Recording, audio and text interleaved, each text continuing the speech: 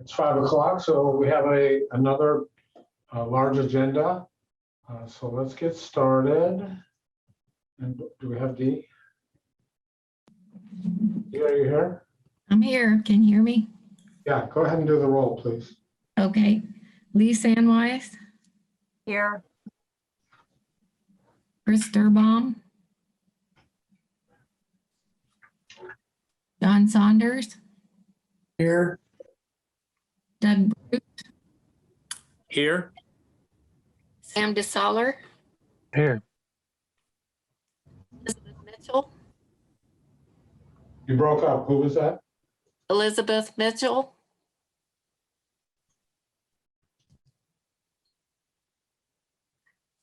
Matt Seddon, Here.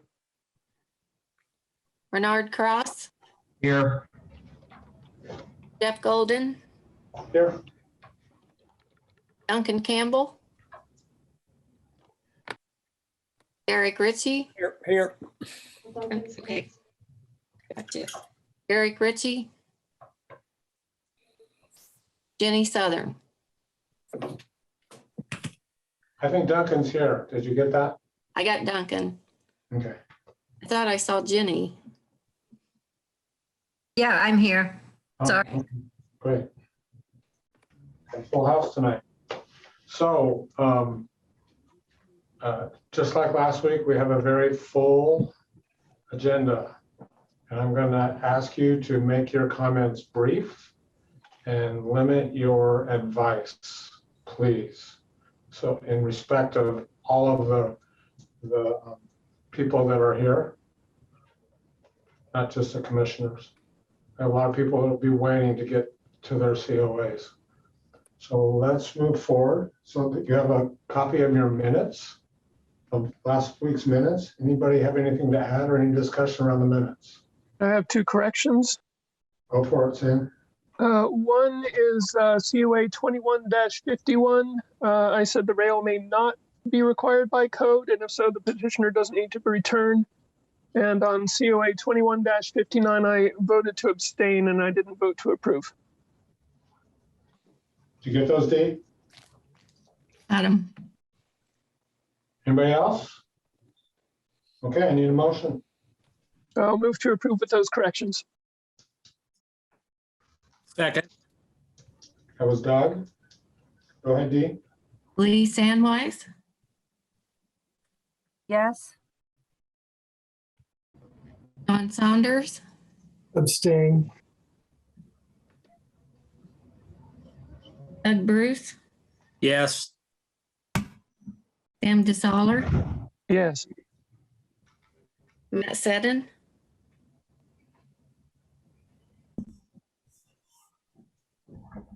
Matt Seddon,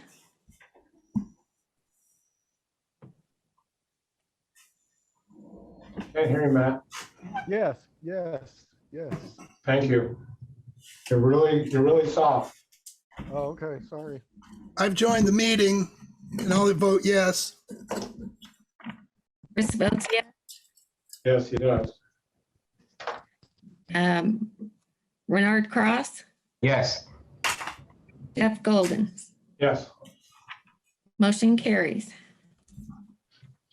Great. So let's move on to COA staff approval. Go ahead. So Greg Crone from Facilities Manager for the Showers Building requested or petitioned to install missing flashing. So the flashing, there's where the, sorry. So there's spots right under all of the scuppers in the western facade of the building that are missing their flashing, and there's a lot of water damage happening right now. So staff approved a COA so that they can install the missing flashing that you can see in this image. It would be exactly the way so that the damage won't happen. It's something that should have happened a long time ago. So that's it. Great. So let's move on to commission review. Just as a point of order, I know that we're going to have some comments from the public. The way that I will do this is I'll have questions from the commissioners, and I'll have questions from the public, and I'll have comments from the commissioners, and then comments from the public. So let's move forward to COA 21-62. So COA 2162 was actually submitted for the last meeting, and the petitioner requested to be moved to this meeting, but they have already been in-house for quite a while, so they're getting to their 30-day limit. So that's just for context. So this is 916 South Morton Street within the Mcdole Historic District. The petitioner, Barry Clapper, is requesting the removal of concrete slab and ramp, wood deck and steps. All of this is in the back of the building, as well as the removal of the aluminum lap siding from the mudroom and changing the siding. They want to restore to match windows, and they're going to be adding a 1.5 story garage. So a garage that is 1.5 stories tall, and provide a gabled roof connection between the mudroom and the new garage. All of this, again, is in the back of the structure. Just for a little bit more context, the structure is on an elevated location, and none of this is visible from the street, or it's barely visible. The proposed construction and alteration to the existing mudroom are in keeping with the guidelines. All the proposed interventions would be done behind the main building and would be obscured by the right-of-way due to the height differential due to the lot's topography. I do have comments from the Mcdole Gardens Neighborhood Association. These were included in the packet. I'm going to read the last line. The neighborhood residents approved both of the garage and mudroom and the variance. So they are applying for variance with planning as well in a unanimous vote. And here's a bit more context. This is the back of the building, and that is the mudroom you see with the ramp. And this is the site plan, which has the garage added along with the deck, private yard, and the mudroom that becomes a corridor between the existing structure and the garage. Here are the elevations.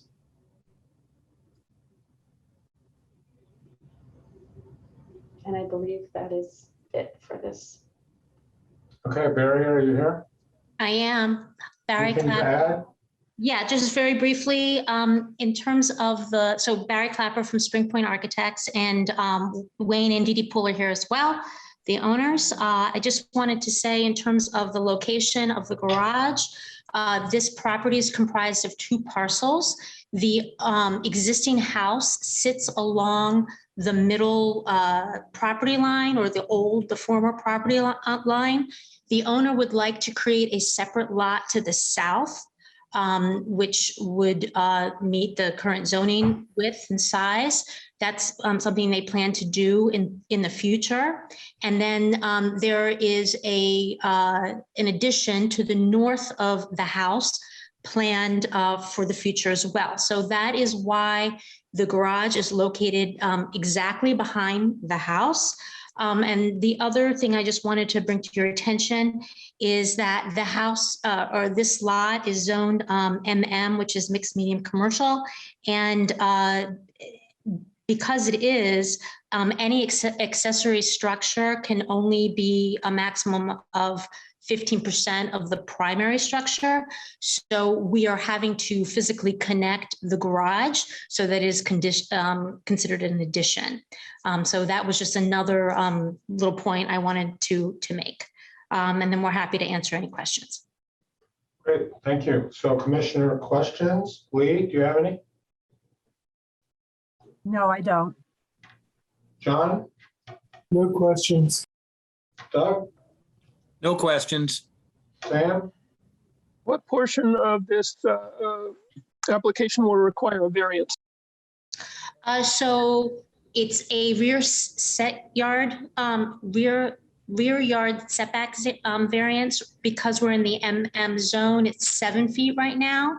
And so we are asking for a five foot rear setback variance. So we'll be able to push the garage 2 feet away farther to the west from the house. Thank you. Matt? No questions. Bernard? No questions. Derek? No questions. Okay, that was Jenny. Derek, are you here? Thought I heard him here. Duncan? Barry, how does that percentage,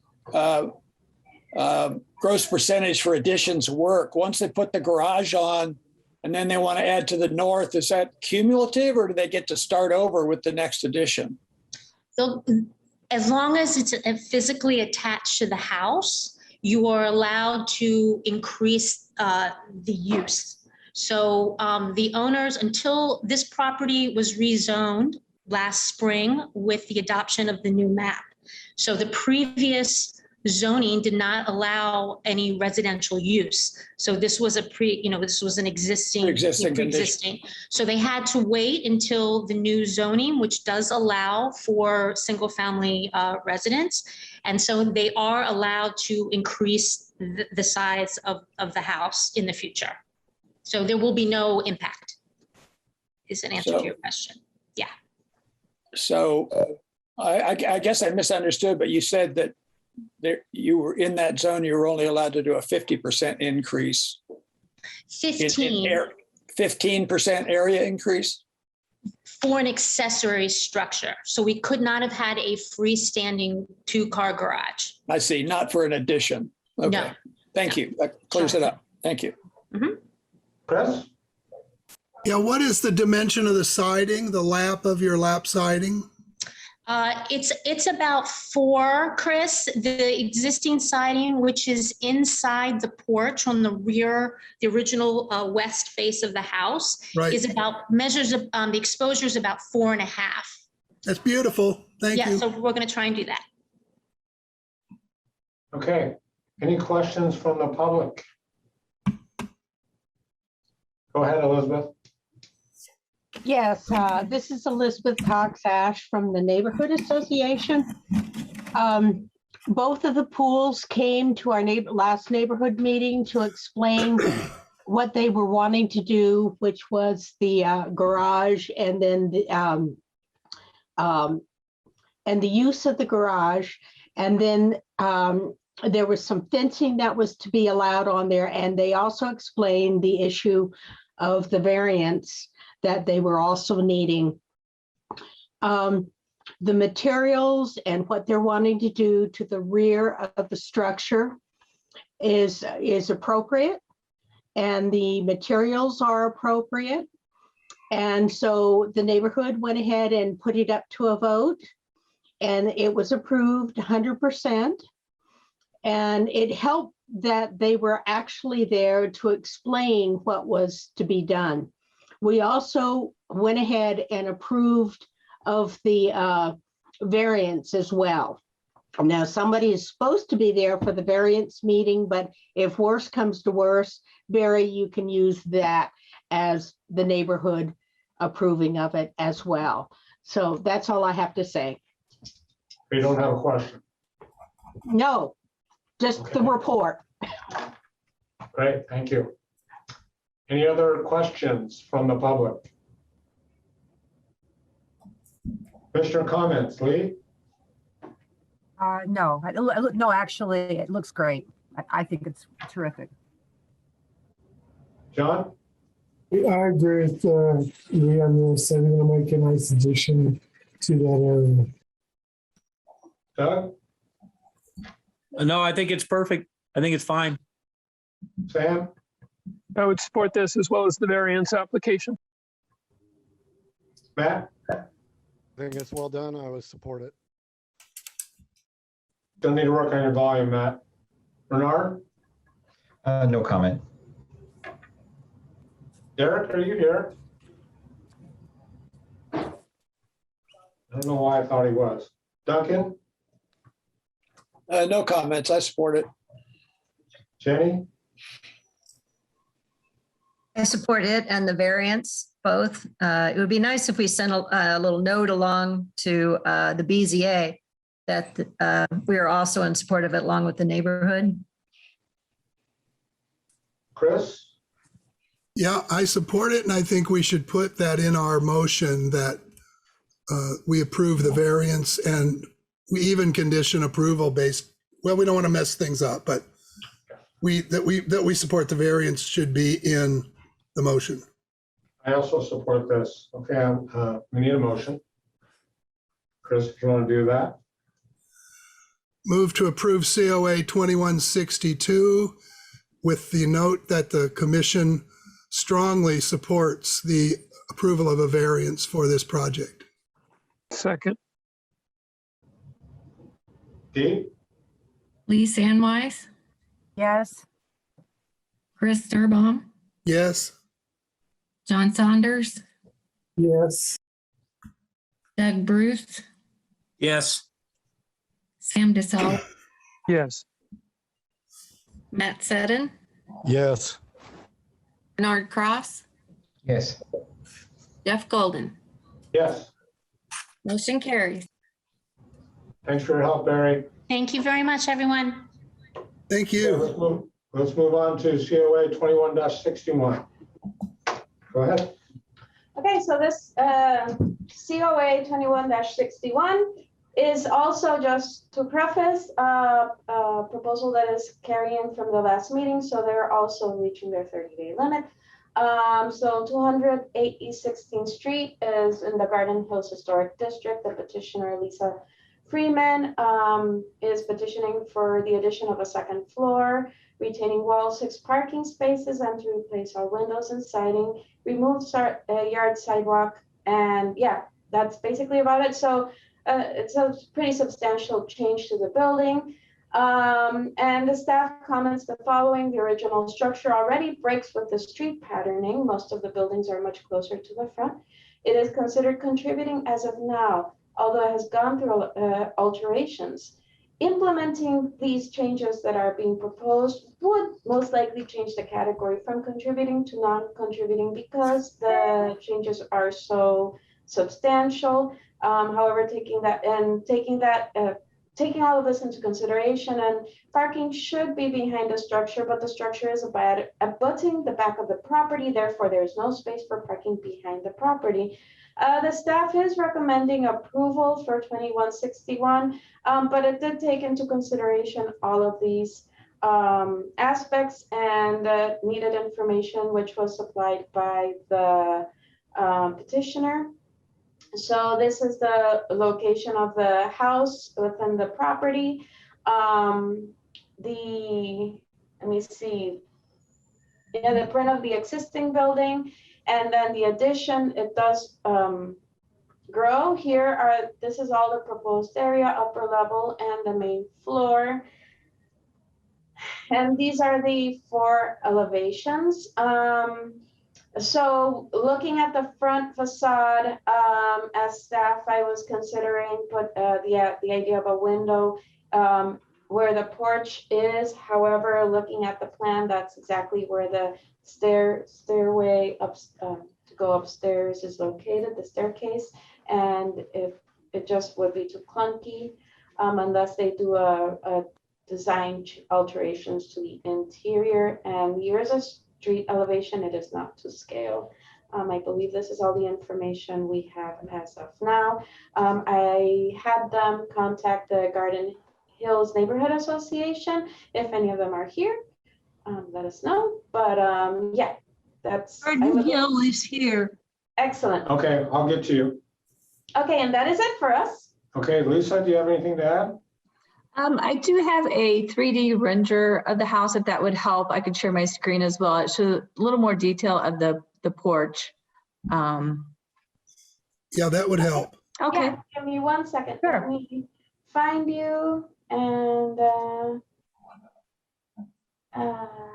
make co-host for the second. Okay. I believe you can share now. Okay.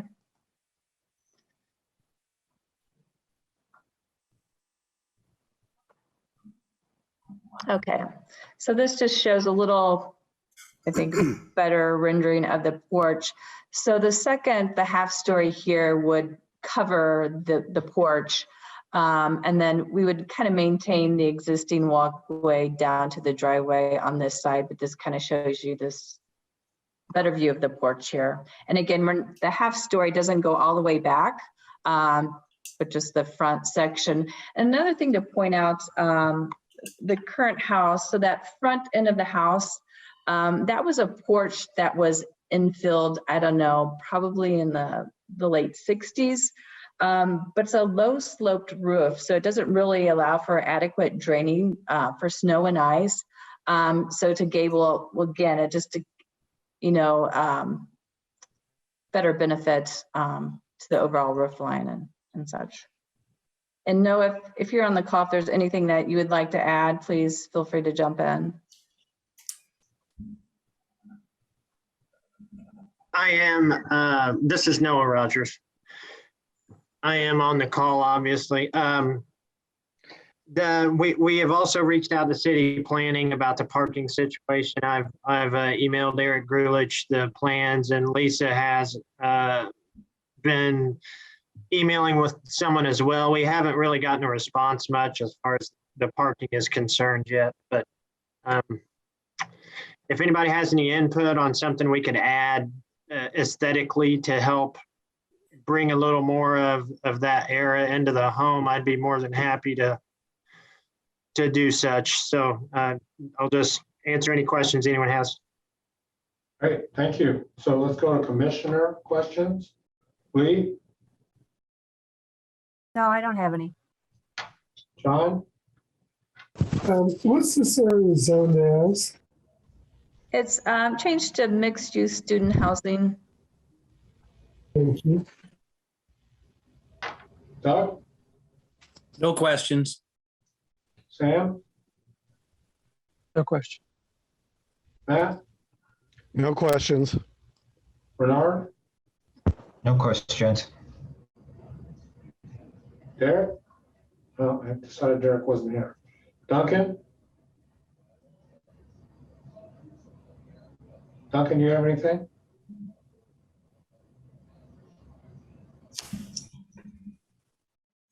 Jenny, do you have any questions?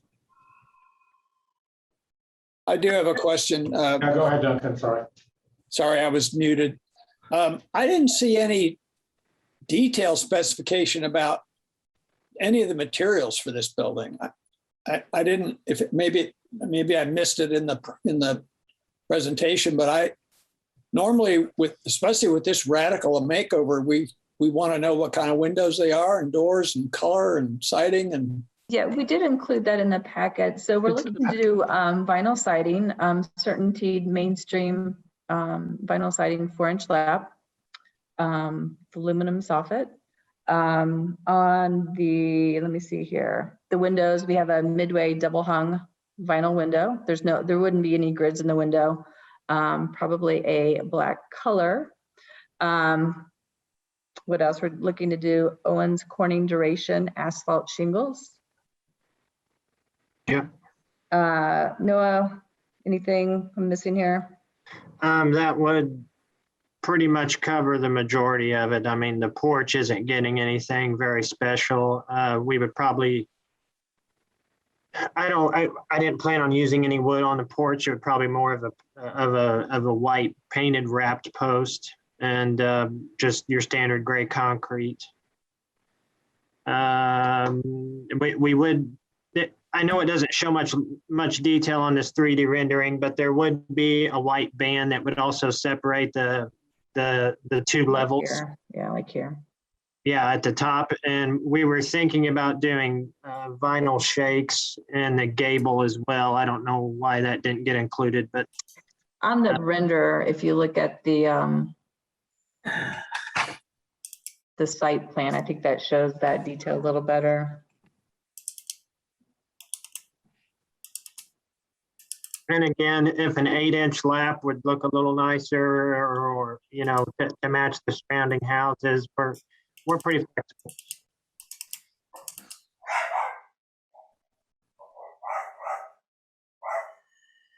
Anything else, Duncan?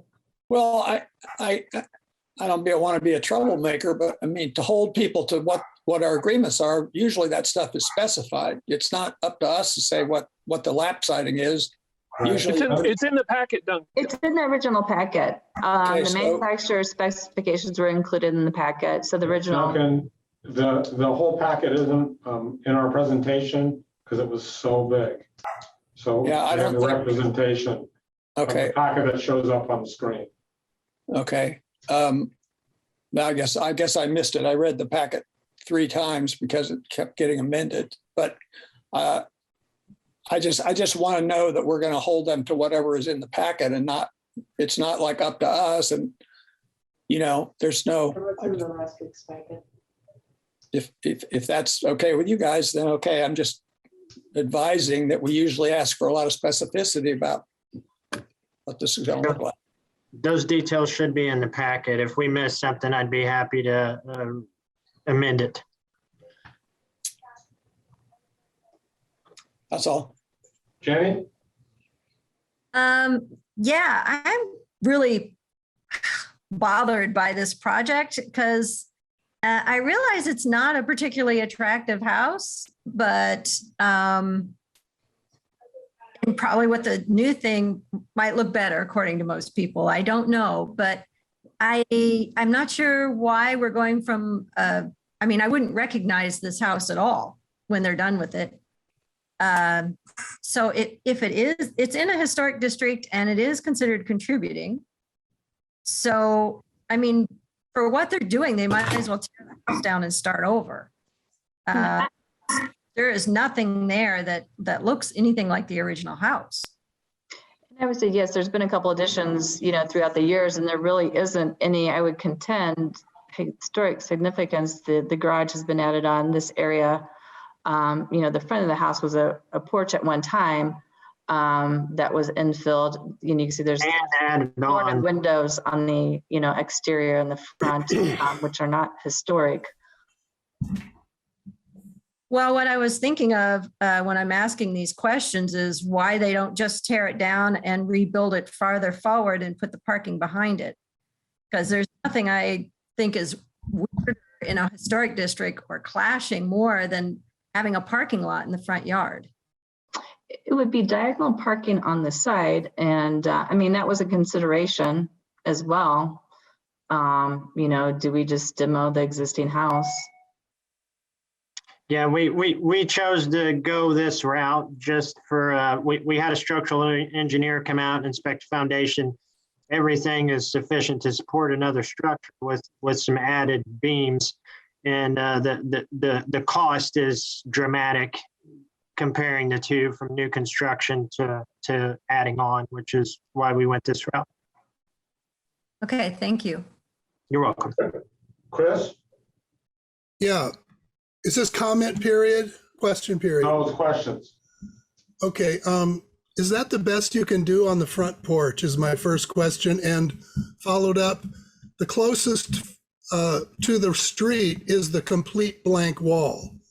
And can you explain why that is and why that is considered to be attractive? Well, we're certainly open to suggestions on the porch, but I'm not sure I'm understanding the question about the wall. Is there one window in that wall facing the street on the side? That's where it's closest to the street, right? If you look at the north elevation, yeah. Sorry. If you look at the north elevation, Chris, you'll see the front, right? Yeah. You'll see the detail on the sheet that's up there right now. But the side facing, what side faces the street then? North? The north. North. No, isn't that the porch? Yes, that's part of the porch. That faces the front, but what faces the angled parking street? I guess, isn't there a street going beside it or an alley like going an beside alleyway it? along the side of the Okay, and would that be? The west elevation. Okay, so there are windows in that side. I forgot that. Okay, forget that comment. But the porch really needs work. It's the face of the house, and it is. I'm sorry, it's just nothing. It's And what would the you, whole. is there a certain kind of detail that, you're looking for? Maybe some stone on the porch there, some wainscoting of stone. Well, there is no detail on the porch. It's just a concrete slab and no window. So There is a double window there, Chris. It's just not, for some reason, it's not on the elevation. I'm not sure why. I thought we were told there was a stairway behind it, so you couldn't have a window on that porch. Oh, you're right. I thought we had to. That's my fault. I thought we had two windows there for some We have reason. the one to the right that, or the little bump out. Oh, you're right. You're right. Mhm. Well, like kind of as Duncan said, we could design this on the fly, but that's not really a very good way to do it. I mean, it looks like no porch I've ever seen. It's just blank of any detail whatsoever. And that's the basic face of the house. And I think you can do better than that, is what I suggest. And there are all kinds of designs of porches with railings and more posts and things that make it look less like just a hole in the wall. Yeah, it'll have to have railing on it for sure because of the elevation height for code purpose. That's partially on me. I should have got with the designer about the staircase. I don't know how I missed that too, but that doesn't. I agree with Chris that doesn't give it much curb appeal not having at least any windows there. That's my question. Okay. I don't have any questions. Everybody asked them all. Any questions from the public? Okay. Could I ask you? Oh, I have one more question. Go for it, Chris. When do we get to hear the public? Do they comment after our comments? After our comments. Could we ask to hear them before our comments? Garden Hill is ready to speak. Go for it. Go ahead. Garden Hill Neighborhood Association Subcommittee has reviewed this application for a C of A. Unfortunately, we are pressed to find merit in the proposal. It cascades from the addition of the second story. We believe this would certainly put the house from contributing to non-contributing. I believe we are the smallest historic district, and we cannot afford to lose another contributing house after what happened to us last year with the house that was developed without permits and was allowed to stand. One other aspect of this proposal bears specific mention, and that's besides the porch. I'm absolutely in agreement with Chris Sturbaum about the porch. There is no precedent for a parking lot in front of a residence in Garden Hill anywhere. Plenty of parking exists on the street for less than $50 for a whole year. This is hardly expensive and obviates the need for parking visible from the street. We believe our guidelines are clear on line of sight and neighborhood character issues, and we hope that you will reject this proposal in its entirety. Thank you very much. Thank you. Any other comments from the public? Yes. My name's Julia Dotson. I live the next street over on 15th Street.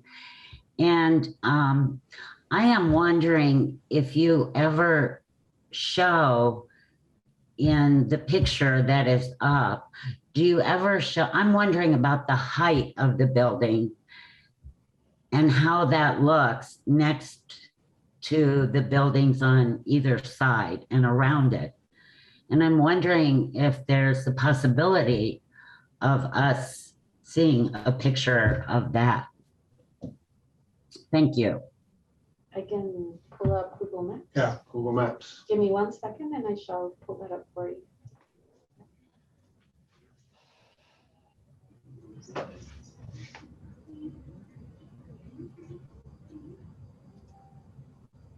This is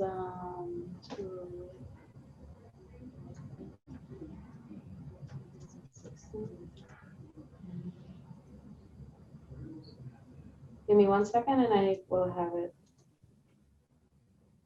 I don't mean to slow the process down. No worries. But it helps to It's a have, valid question. it helps me to have perspective because in recent years, we have so many very tall buildings in our neighborhood. So we're on Google Maps right now, and across the street, there's one-story buildings. And that's the subject property, and that's the adjacent property, which is also 2 stories.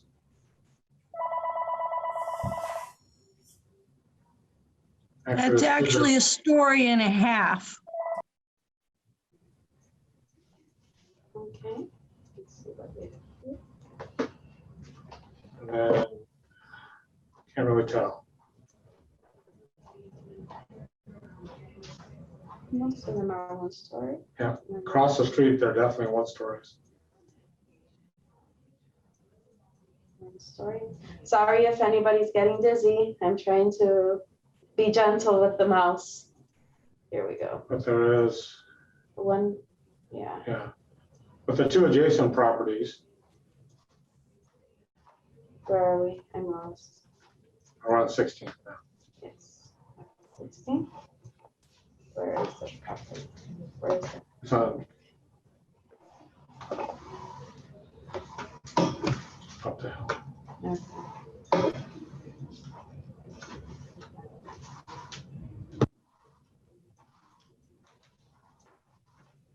Can we see the view where the parking is off the street? Oh, this is not very well. Sorry, I'm trying to find Off the, the alley, I guess it is. I'm trying to find the house and Now you're in Washington. Go this way. yeah, Go up the hill. this way. There we There, go. yeah. Yeah, right there. So Right, yeah, the parking would be right there. Mhm. here. Just diagonal. There's a big parking lot adjacent. The parking would be where the van's located about, right? Exactly. Does that tree stay? No, it would be getting removed, that large tree there. Right, so they're parking up to the walk? Kind of about where the tree is where the 6 spots would be located, or excuse me, 5 spots, I think, would be located.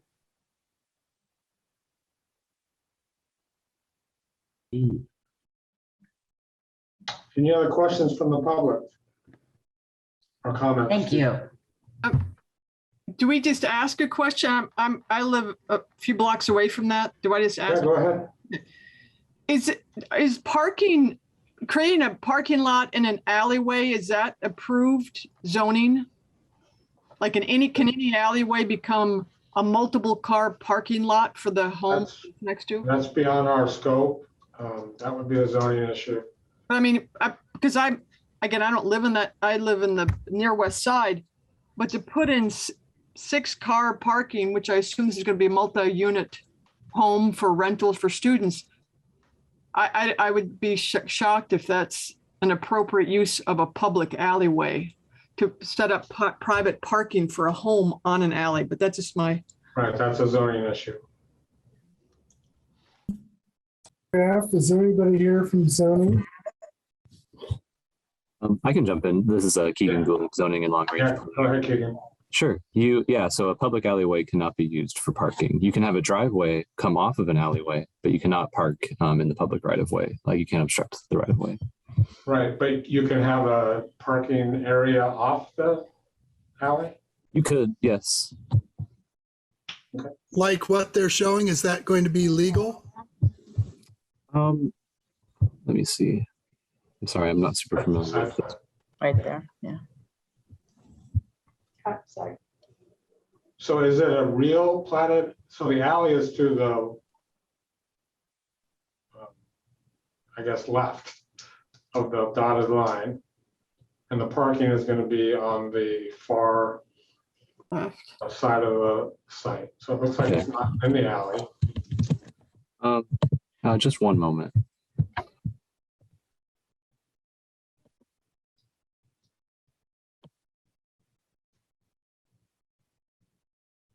So I don't want to take this as like an official planning stance, but in the MS district, there is a 15-foot front parking setback. So the parking is usually required to be behind the structure. So I would maybe recommend that they send us the plans so we can take a look and see. But, you know, in some cases, there's like limited compliance where, you know, you can have parking that's maybe not fully meeting code, but in the MS district, parking is generally required to be behind the front of a structure. So we need a variance. But potentially, I would recommend that they send us the plans and planning so we can take a look at them. Great. Thanks for Yeah, we have, I have sent the plans to Eric Grulich, and I think Lisa has emailed some to somebody as well. Yeah, we just haven't heard back yet. Gotcha. Well, I'll pass that along to them and make sure they get back to you guys. Thank you. Thank you. Okay, any other comments from the public? Okay, commissioner comments. Lee? I cannot support this. John? I agree with Lee. I can't support it. It's like we had a new zoning over there, and like everybody's trying to capitalize on these small houses and change them because they now have the multifamily and multi-use designation. And I take in consideration about what the neighborhood association has said, and I would deny this. Doug?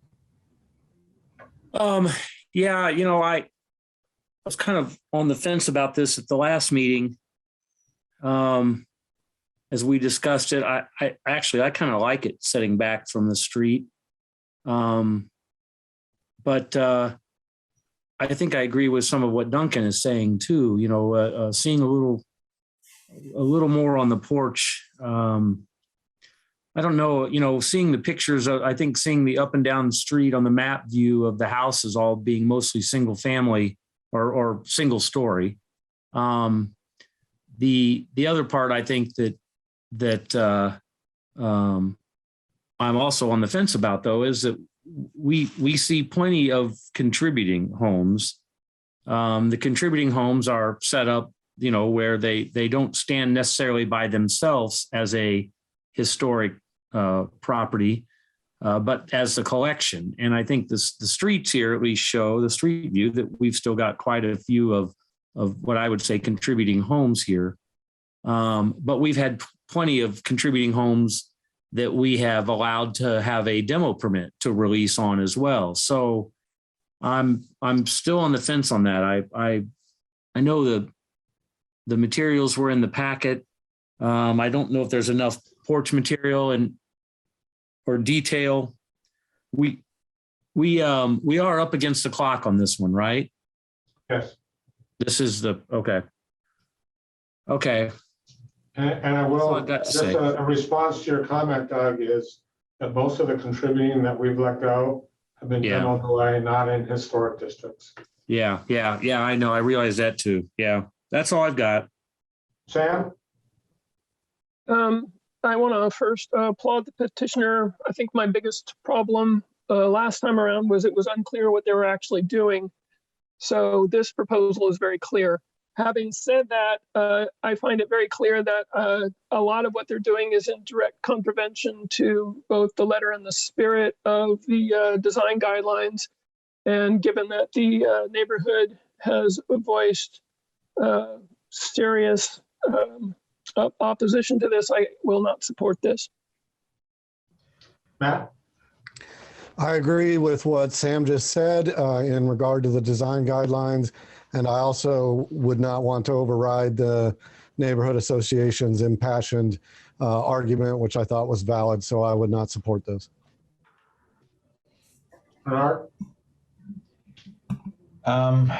I think all that needs to be said has been said already.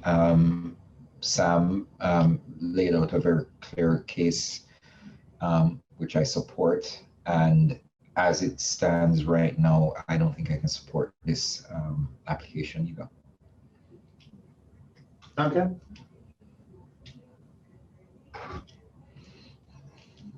Yeah, by way of trying to help the petitioner a little bit, I think this is basically a compatibility issue, and I wouldn't like to support moving a house from contributing to non-contributing.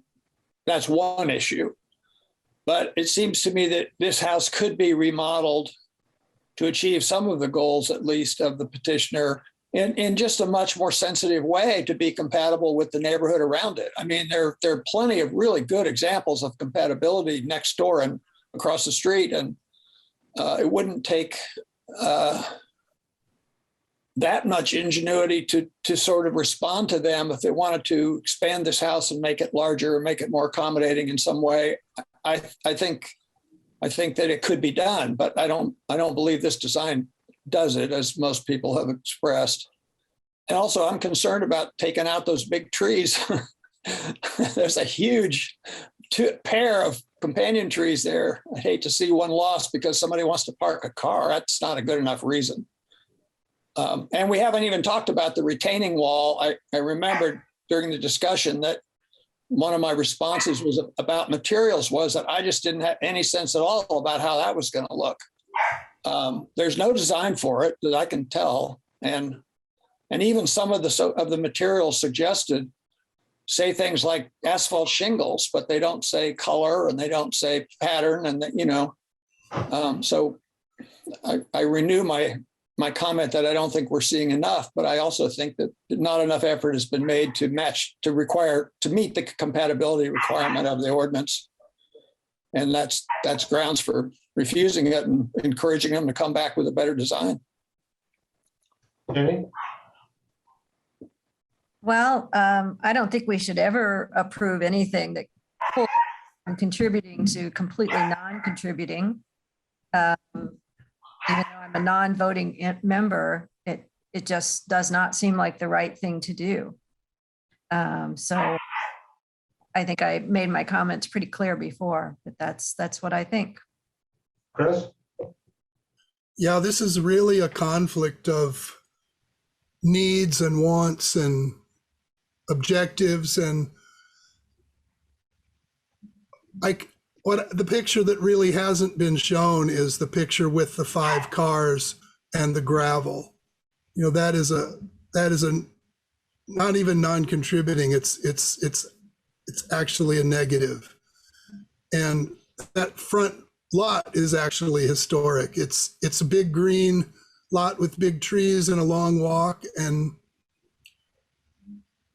but I also am sympathetic with the people who are developing, and what I suggest is this has worked in the not the recent past, but it's a pattern that could work. If you workshop with neighbors, then your needs and the neighborhood needs can get on the same page, because they are so diametrically opposed at the moment. And then the workshopping is a method of getting a better product and getting ideas from neighbors who understand the neighborhood very well. And I can't support it the way it is. I am apologizing that I can't. I hate being on this committee sometimes because you just have to make calls that affect people negatively and positively. But this workshopping idea is a way to find a middle way on this project if you want to keep working on it. And I'm sorry it will be harder to do, but the process does work and you can come up with a much better product. Okay, I'm entertaining a motion regarding this COA. I make the motion to disapprove this application. Second. Steve? Lisa Ann Weiss,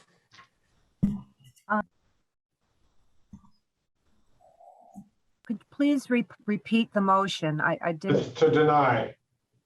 okay. Yes, Chris Durbaum, Yes. John Saunders, Yes. Doug Bruce, Yes. Sam DeSaller, Yes.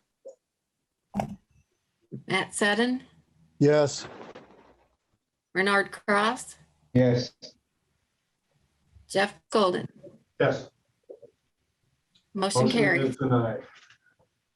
Okay, let's move on. COA 21-64. Go ahead, Gloria. Okay, so there's going to be two cases for 1302 East 2nd Street. They're not back to back, just forewarning that. The first one is for the construction of a new yard fence. And the staff comments are mainly just from the Elm Heights guidelines. But the staff considered that the wood fence option treated in stain varnish complies with the guidelines. The other one does appears as well, but it's aluminum, not iron.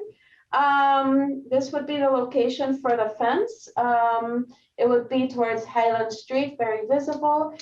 This house was here 2 weeks ago, and they were proposing to put a wooden shed in the back, and it was suggested that it be stained in darker wood as well, and that's part of the reason why the staff suggested that it prefers approving the stained wood version, although staff has no problem with either fence. Petitioner here? Yes. Anything to add? Yeah, you know, the other option is a wrought iron fence, which I didn't bring up in my petition just because I was trying to save a little money and use aluminum instead. You know, there's plenty of homes in the area with wrought iron fences. My property doesn't have that, so I was trying to look. I thought with the aluminum, I'd be the same look and feel of a wrought iron fence to give me the lower maintenance costs going forward, but also save me some money instead of investing in a wrought iron fence. So that's why I brought that up. I'm interested to hear if I did use wrought iron, if that would be approved as opposed to aluminum, and if the aluminum is not being suggested here just because aluminum is not historical in the truest sense. Okay. Commissioner questions? Lee? I don't have any questions. John? No questions. Doug? I assume this meets the materials that are allowed by planning. I can't say that I've looked at that, but I can't see a wood fence would not. Yeah, there is an existing privacy fence at the southern end of our property that, one of these 6 foot, 8 foot, full wooden fence. So I assume the wood is approved. And height, yeah. Okay, thank you. Sam? He answered one of my questions, which was what was the fence at the back and that it's going to be abutting. And I think you might have answered my other one, which was, it sounds like you have a preference for a metal fence just because of maintenance costs, but you'll suck up the wood fence if that's the only thing you can get. That's basically right. That's right. Thank you. That's all I got. Matt? No questions. Bernard? No questions. Duncan?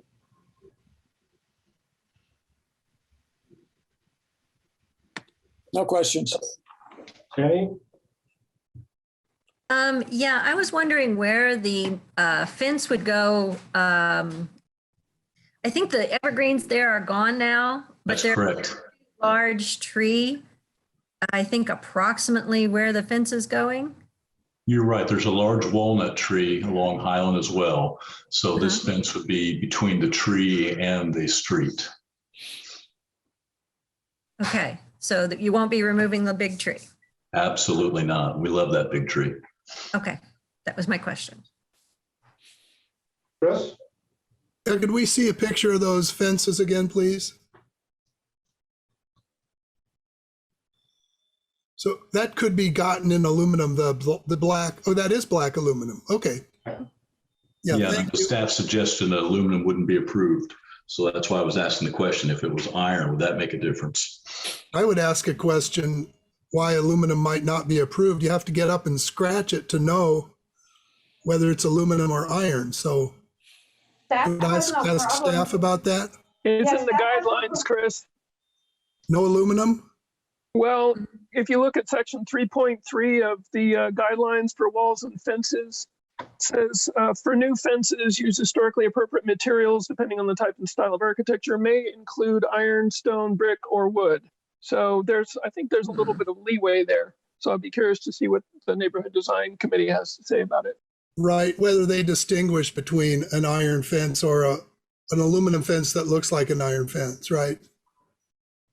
Okay, that's my question. And I'd appreciate hearing from neighbors in that neighborhood and commissioners who are in that neighborhood. So my question is, did we have any feedback from the neighborhood association? I sent them the 3 main projects, and I did get feedback on one of them, but not on this one. Jenny, do you have any idea about that? Yeah, I'm on that commission, and they got it to some of the ladies got to it kind of late. I think we thought that probably what that was supposed to say was not iron, but metal. There are metal, there's no aluminum fences, but it's like not having concrete siding. I mean, you can't tell unless you go up and rap on the side of the house. So I don't think there would be a problem with the aluminum. The only thing they might have a problem with is the spikes on top, and that's just because the enormous amount of deer, you don't want to impale a deer. Once with them getting stuck on them. Yeah. So you might reconsider that. Okay. Wood is spiky too. Yeah, but they don't seem to impale themselves on the wood. Good to know. Okay. Any questions from the public? Or comments from the public? Okay. Commissioner comments. Lee? I don't have any. John? I'm fine with either product, but I might suggest that you, Mr. Legal, go up to Indianapolis to Doc Keys. He has architectural salvage fencing, so you might be able to find enough iron fence to do something like that. Thank you. Doug? Yeah, I think I agree with Chris. I mean, I don't have a problem with the aluminum either. And again, this is something that's replaceable that as long as it meets the guidelines of the neighborhood, I don't have a problem with either one. Sam? I don't have a problem with the aluminum, the wood, or the wrought iron. And I would like to add on to John's commentary that there's also a really good architectural salvage place down in Louisville if you want to head down that direction. Called Louisville Architectural Salvage, so it's easy to remember. Matt? No comments. Bernard? No comments. Duncan?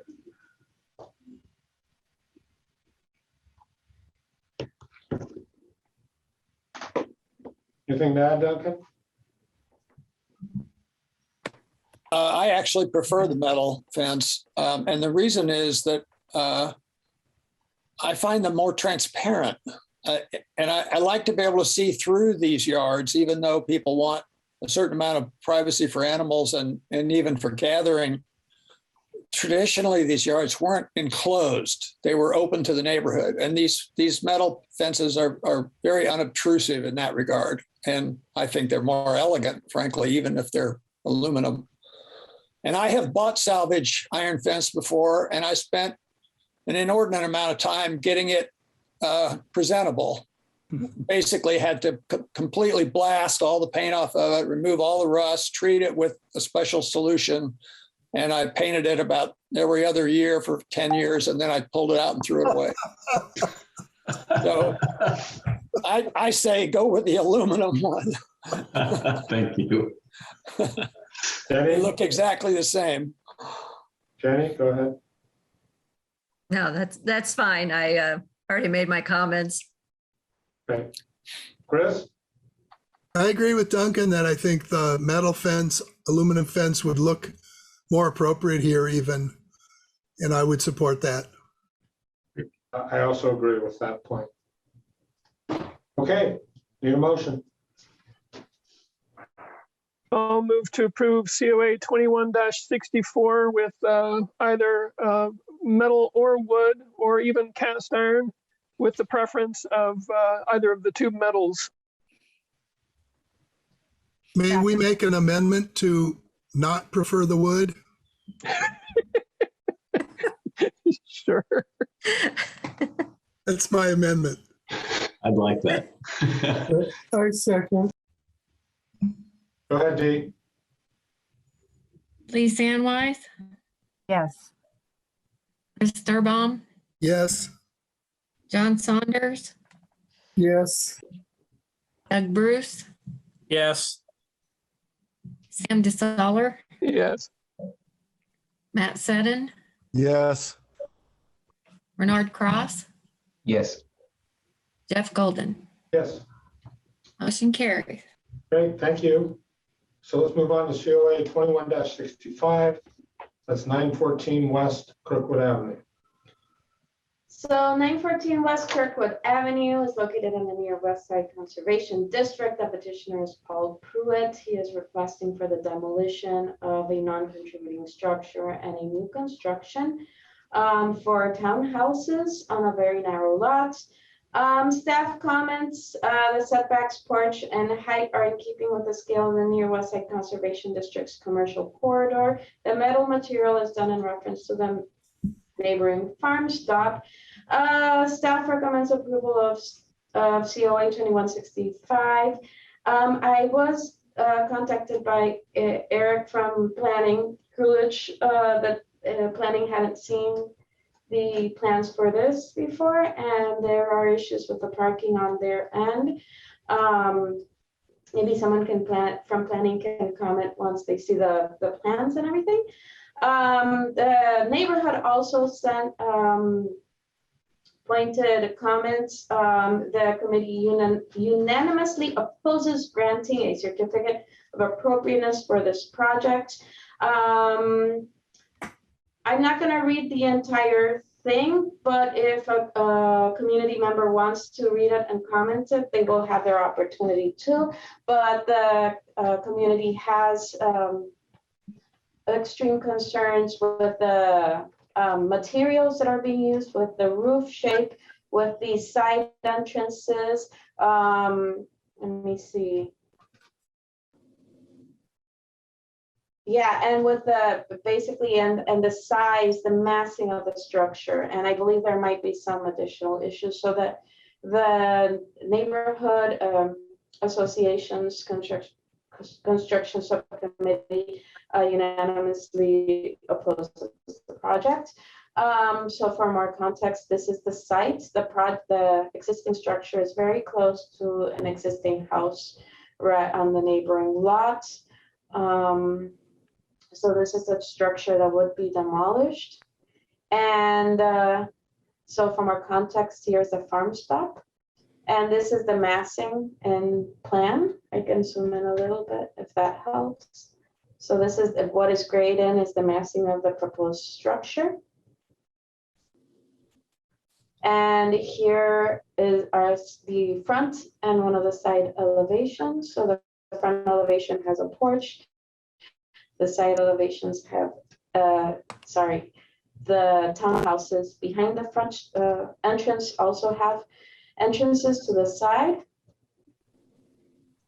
Here are the plans of the interior. They're not as visible, but they were in the packet. These are 2-story townhouses, and that is it for now. Mr. Pruitt, are you here? Yes, I'm here. Anything to add? Actually, I also have my architect here, so I would prefer for him to start, but probably more importantly, I'd be interested to hear what planning's comments were regarding parking, because I haven't heard that before. Hey, This is Doug speaking, Doug Bruce. And so this is my client and a project we're working on. We did the farm stop.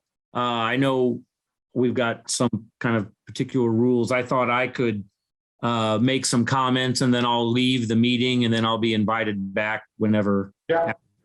All the other comments. I guess that's how we've done it in the past. Okay. I'll add a few things. Is that first off, Mr. Pruitt is the one that renovated the farm stop just next door. You know, this whole lot had the fence around it and had been kind of setting empty or in disrepair.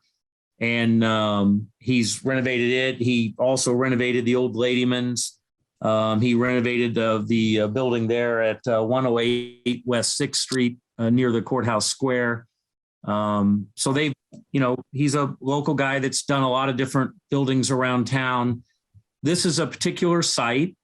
You know, we looked at the West Kirkwood plan, the 2002 Kirkwood plan, if you haven't seen it. And along this stretch of Kirkwood, which is, you know, I think even in 2002, it said it has up to 13,000 vehicles a day passing by here. And it mentions in this plan that this section of Kirkwood is, because of the amount of traffic, is not necessarily a section where people are building houses and living. It's more of a commercial corridor. The existing houses, some of them have been turned into offices. This particular site is pretty rare along here because it has a large parking lot right on the street and the old Morrison's building. We looked at it and looked at the plan and looked at this as being kind of a neighborhood activity center. This site for this particular building is unique in a way because it truly is a transition from the more commercial Morrison site and parking lot to the smaller scale story and a half houses near it. And so this is why, one of the reasons why we kept this as just a 2-story building. We're under the allowable heights. We meet all of the setbacks that are required.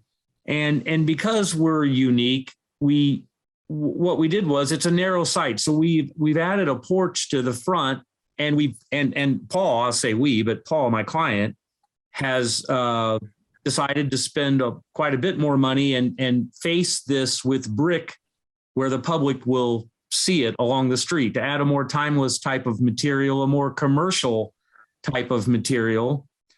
And the unit that faces the street is a 2-story townhome. This is not an apartment building. These are small 2-bedroom units. We could put a gable roof on this, but when we looked at that, we decided that kept the height down. There's a grade drop from the west, from the house to the west. I lost you, Doug.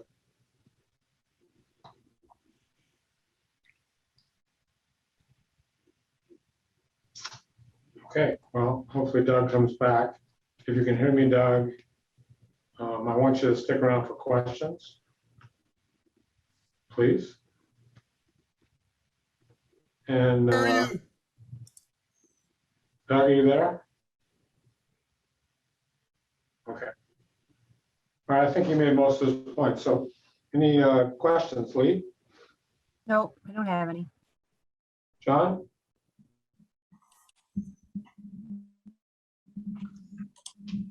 John? Hello? Oh, Doug, you back? Yeah, I don't know what happened. Zoom just disappeared. No questions. Okay, thanks, John. Do you have anything else? Yeah, I'll just say that a couple of things. If you look at the Kirkwood plan, it does recognize this area as being highly trafficked. It looks at it as that this needs traditional materials to minimize heights of structures. I'm just kind of giving you a couple of quick points here because I know I don't want to take up too much time. It also says that trying to do things that are pedestrian friendly and really trying to be a transition between the commercial and nearby residential scale structures. Many of those along the street are commercial use too.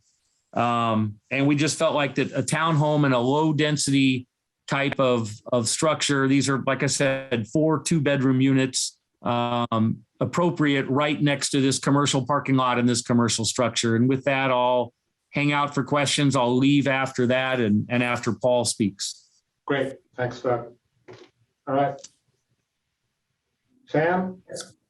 I'd like to hear what planning has to say about the parking situation, because of the size of the lot that might drastically change the proposal.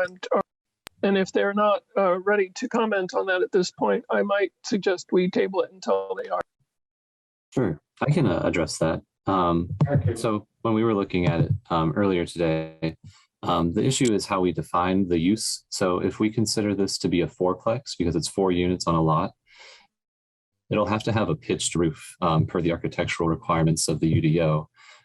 If we consider it to be multifamily, then it can have a flat roof, but it will need more parking per the parking requirements for multifamily in the UDO. So I think that was the parking issue that Gloria was referencing. Gotcha. I mean, given that, it might be wise to save on time for the petitioner to address both those points and decide which way they want to run, and then we can review it when they have picked a direction. That makes total sense to me. Is that a question or a comment, or what is that? That was a suggestion after my question was answered. So we can go through this whole process, but I think Sam is right, because this project is going to change depending on what planning decides. I think that maybe if we can table this to our next meeting. I would suggest that we continue the process before tabling, if we're going to table, because neighbors are plugged in and there are issues of, the process that we ought to discuss a little bit. So I think it'll be helpful to go through the process without just dropping it at this moment. We can accomplish several things at once instead of just the planning issue. Okay, that makes sense also. All right, Sam, are you done?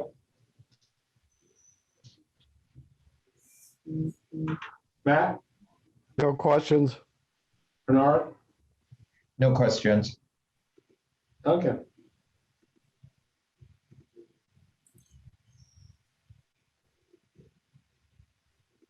Have anything, Duncan?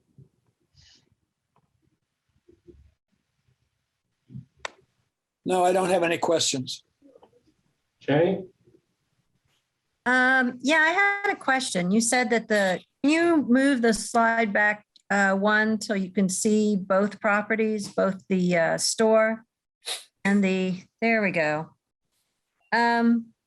So since the petitioner seems to own both properties, I was wondering if planning, you could move the property line on one of these towards the store to give himself more room to do something a little more closer to what the neighborhood would like to see.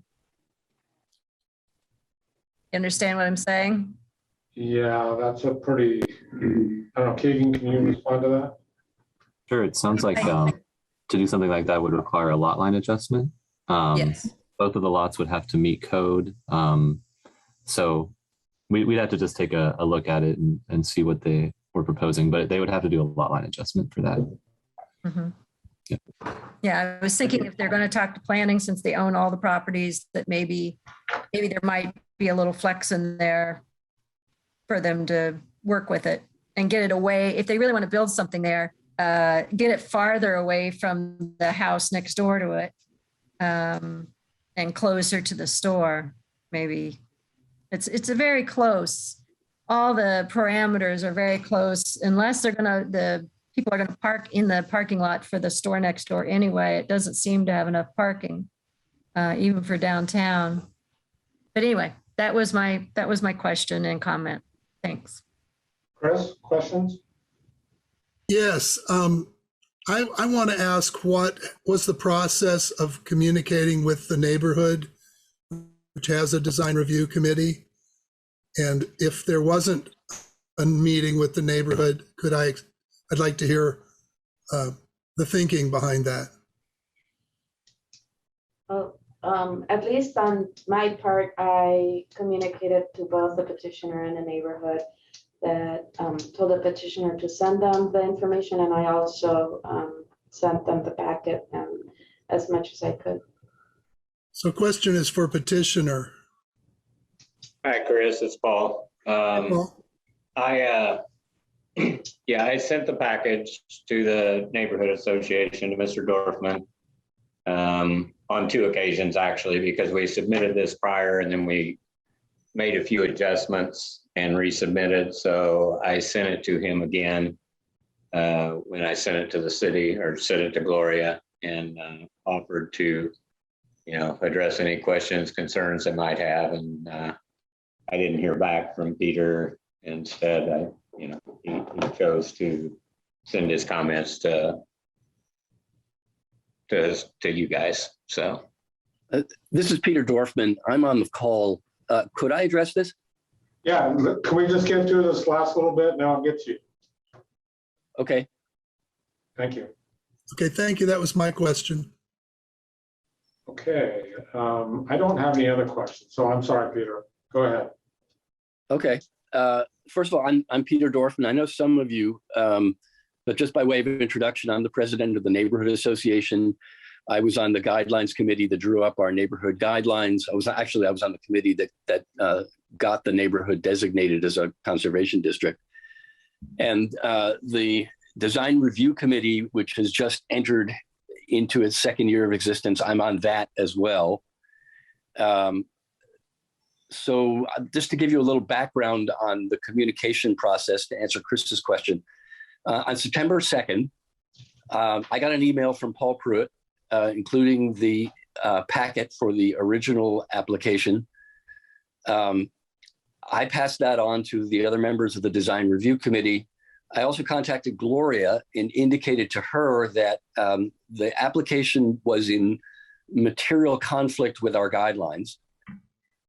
She told me at that point, this is September 2nd, that the application had not yet been submitted. On September 7th, I emailed Mr. Pruitt back and gave him my impression. At that point, we had not met as a design review committee, so they were my personal impressions. And I conveyed to him some of the issues that the application raised. I had a subsequent phone conversation with Gloria in which she informed me that Mr. Pruitt had withdrawn the application. This package that we're looking at tonight indicates that the new application was submitted on September 29th. I didn't hear from Mr. Pruitt or in any way see the new application until October 7th. That's a week ago. On the 8th, the design review committee met. On the 9th, we drafted a memo, which is the memo that is part of this meeting packet you have tonight. That's pages 67 and 68. And that was later added to the, so that's where we are tonight. I indicated earlier, I was on the committee that drew up the guidelines, actually adding a section to the guidelines that was specific to the high traffic corridors of Rogers and Kirkwood. That was my idea.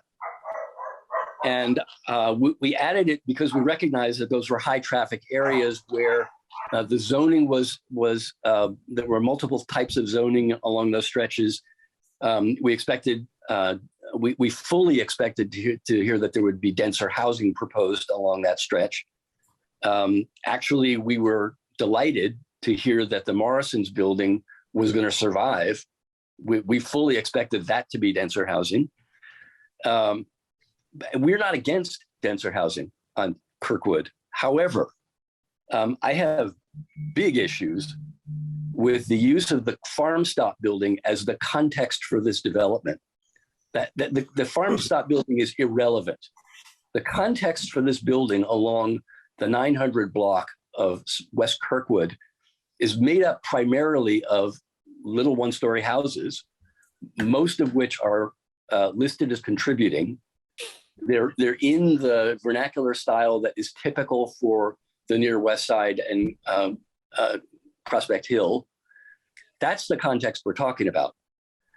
And it's a little disturbing to hear this building, this development referred to as a transition, which was the term that Mr. Bruce used. It's not a transition, it's an abrupt interruption of the actual context. Everything to the west of it is completely separate and foreign to what's being proposed here. I indicated that the application is in explicit conflict with several stipulations in the Near West Side neighborhood guidelines. They are more specifically the mass of the building relative to the surrounding structures, the flat roof, but especially the orientation of the building north-south and the building entries on the side. Our guidelines explicitly say all housing units have to have their entries facing the street.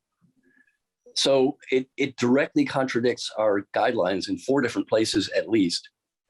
So I just have difficulty with this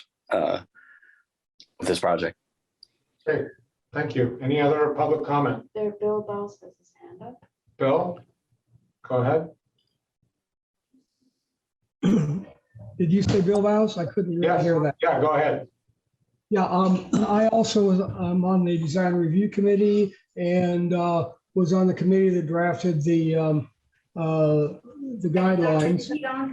In addition, I was a very thorough participant in the Kirkwood project, charrettes that came up with the sub-area plan for Kirkwood.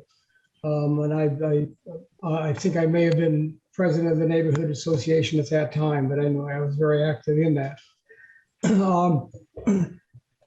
This building does not, as Peter said, meet any of the guidelines for the Near West Side Historic District. And it's been a while since I looked at the Prospect Hill guidelines across the street. I'm pretty sure it doesn't meet any of those either.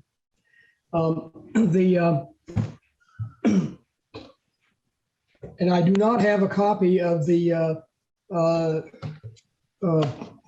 proposals that came out of the charrettes for developing the Kirkwood plan.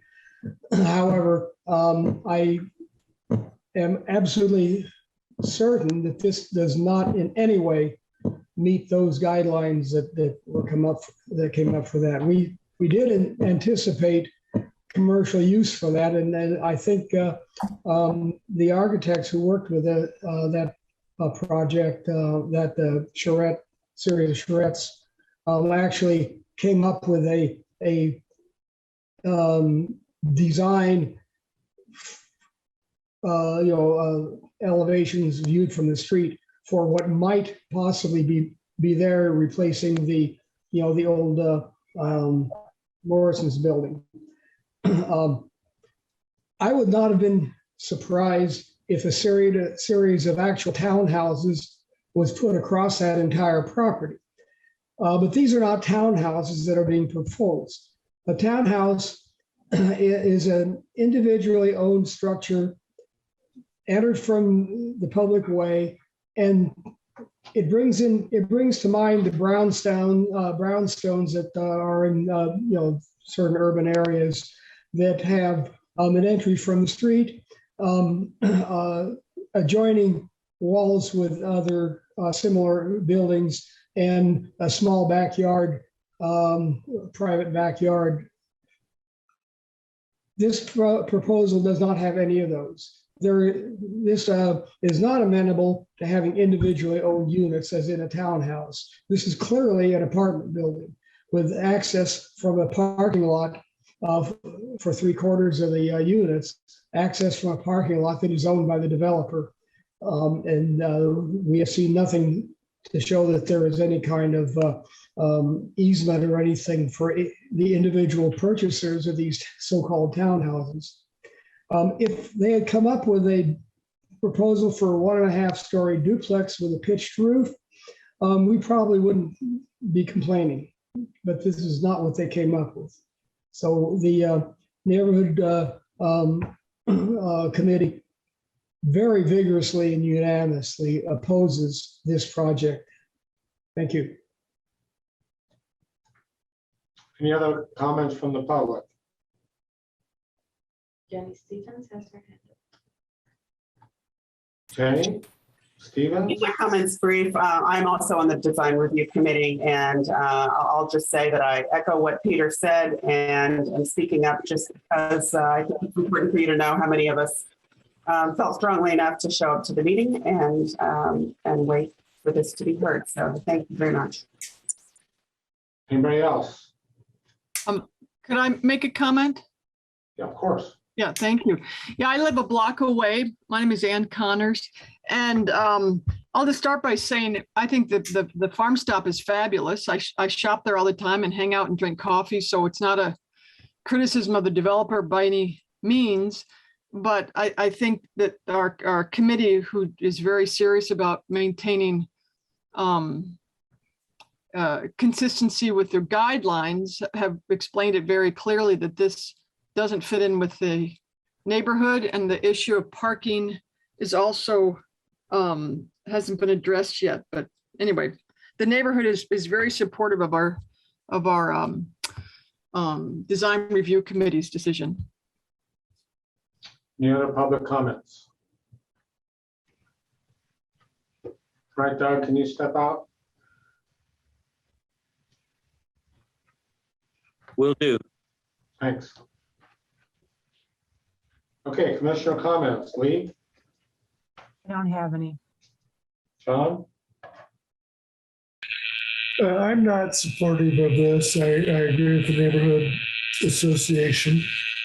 I think it needs to be taken back and something else come back to us.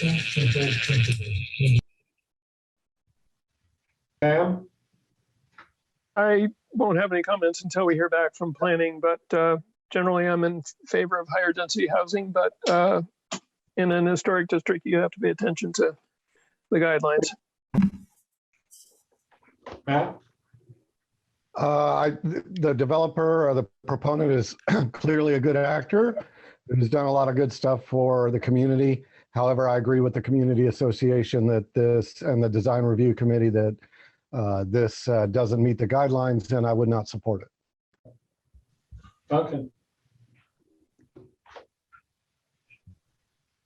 Yeah, I support the design committee as well, and I was active in consulting with this neighborhood when they approached the idea of being a historic district or a conservation district, and I was pretty impressed with the seriousness of their intent. And I would hate to approve a project in the face of their dismay, because they need to be encouraged to be as active and proactive as they are being today.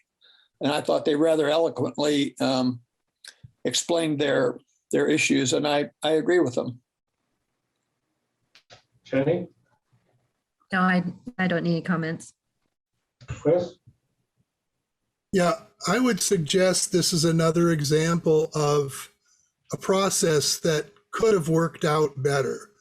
You know, I don't think the neighborhood said this, but they felt like this came to them cooked, ready to go. They had a week to get together and talk about it. That's it.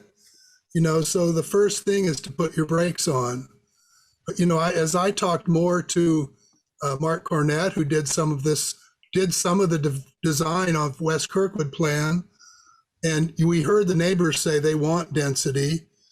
Cornett said density is appropriate there. We have good actors, but they didn't get together and talk enough.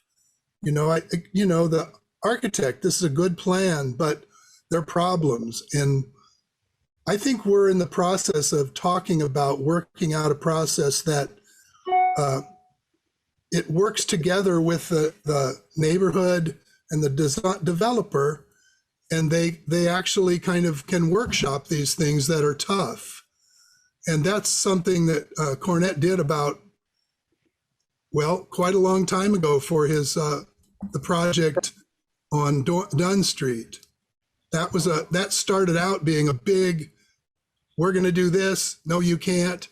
And through workshopping, it turned into a fantastic process. So that's what I wanted to continue this to further this discussion so that we can talk and maybe be participants in a new kind of design review process that doesn't create antagonists, but creates people working for the same end to cooperate. And, you know, the more I heard about the way the project was going, the more sympathetic I got. At first thought, oh man, this is a problem. But I'm really sympathetic to a lot of the goals of this project. But I'm afraid it needs to go back and kind of workshop, because a lot of these neighbors who are, we don't want to see that at all, you know, are going to, when they're in part of the process, it's a different story, and you don't just have to say no or yes. You can be part of it, and you can understand why something has to happen, and the formula, the parking, all of these little complicated issues come together to make that design. Without understanding it, it's easy to just blow it out of the water. So I suggest a little more time is going to be good, and I suggest that a process be engaged in with the community so that everybody is not opposed to one another, but is speaking and communicating. Thank you. Thanks, Chris. I would like to echo Sam's comments. I'm in favor of denser development, and the guidelines need to be considered. Okay, I'm entertaining the motion. Move to continue. What is this? What's this? You know what? This is, I think this one they resubmitted as new now. Yeah, because I'm going to suggest that the motion be to deny, so they can come back to us after some redesign.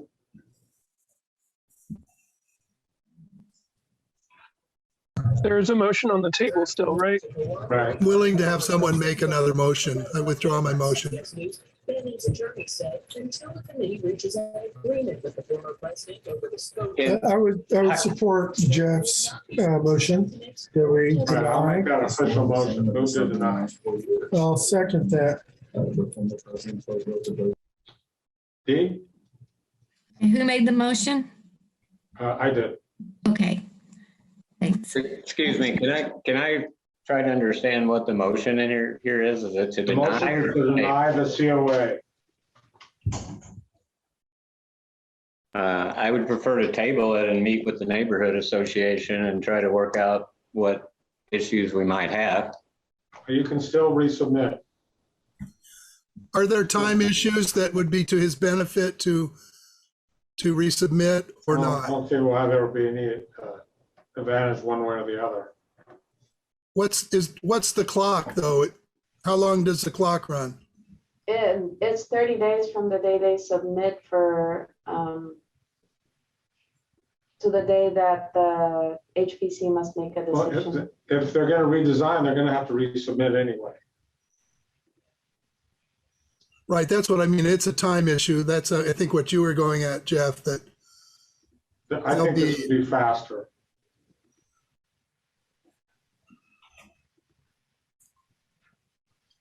Paul, do you see what he means? So do I understand this correctly, that we have to wait 30 days from the time we first? No. No. We have 30 days to act. That's all that means. What you can do is go to the neighborhood, do some kind of redesign and resubmit as fast as you want. Okay. Otherwise, the clock's ticking and we'll have to turn it down anyway before 30 days or support it. This gives you more time.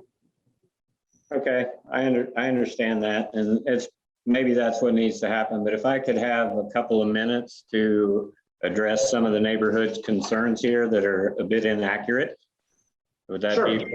Before we vote, yeah, that makes sense. Go ahead.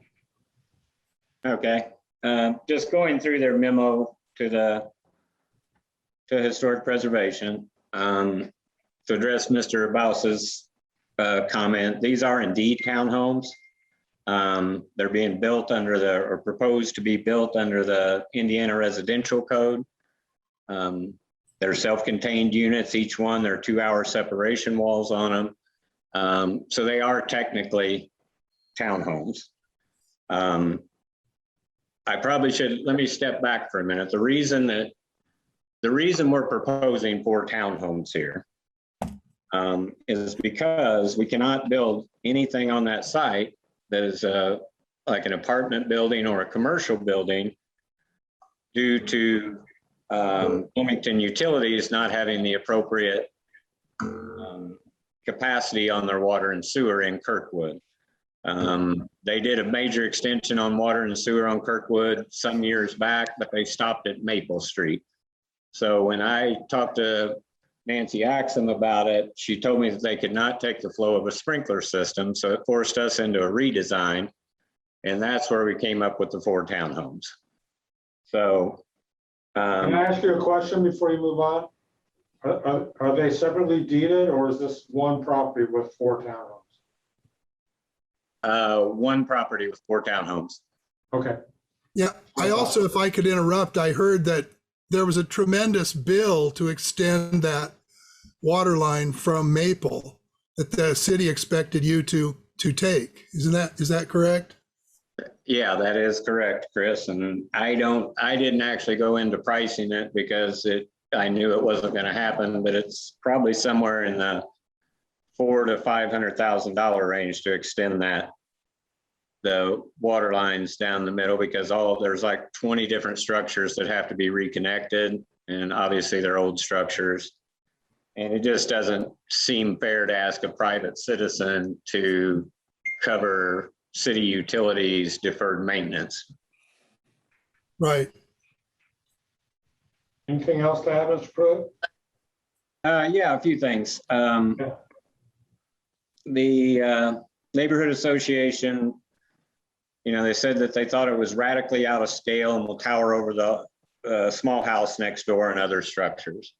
Well, this building is 24 foot high with a flat roof. We'll get to that in a minute, but the house to the west is approximately 20 foot. The farm stop's probably 18 foot.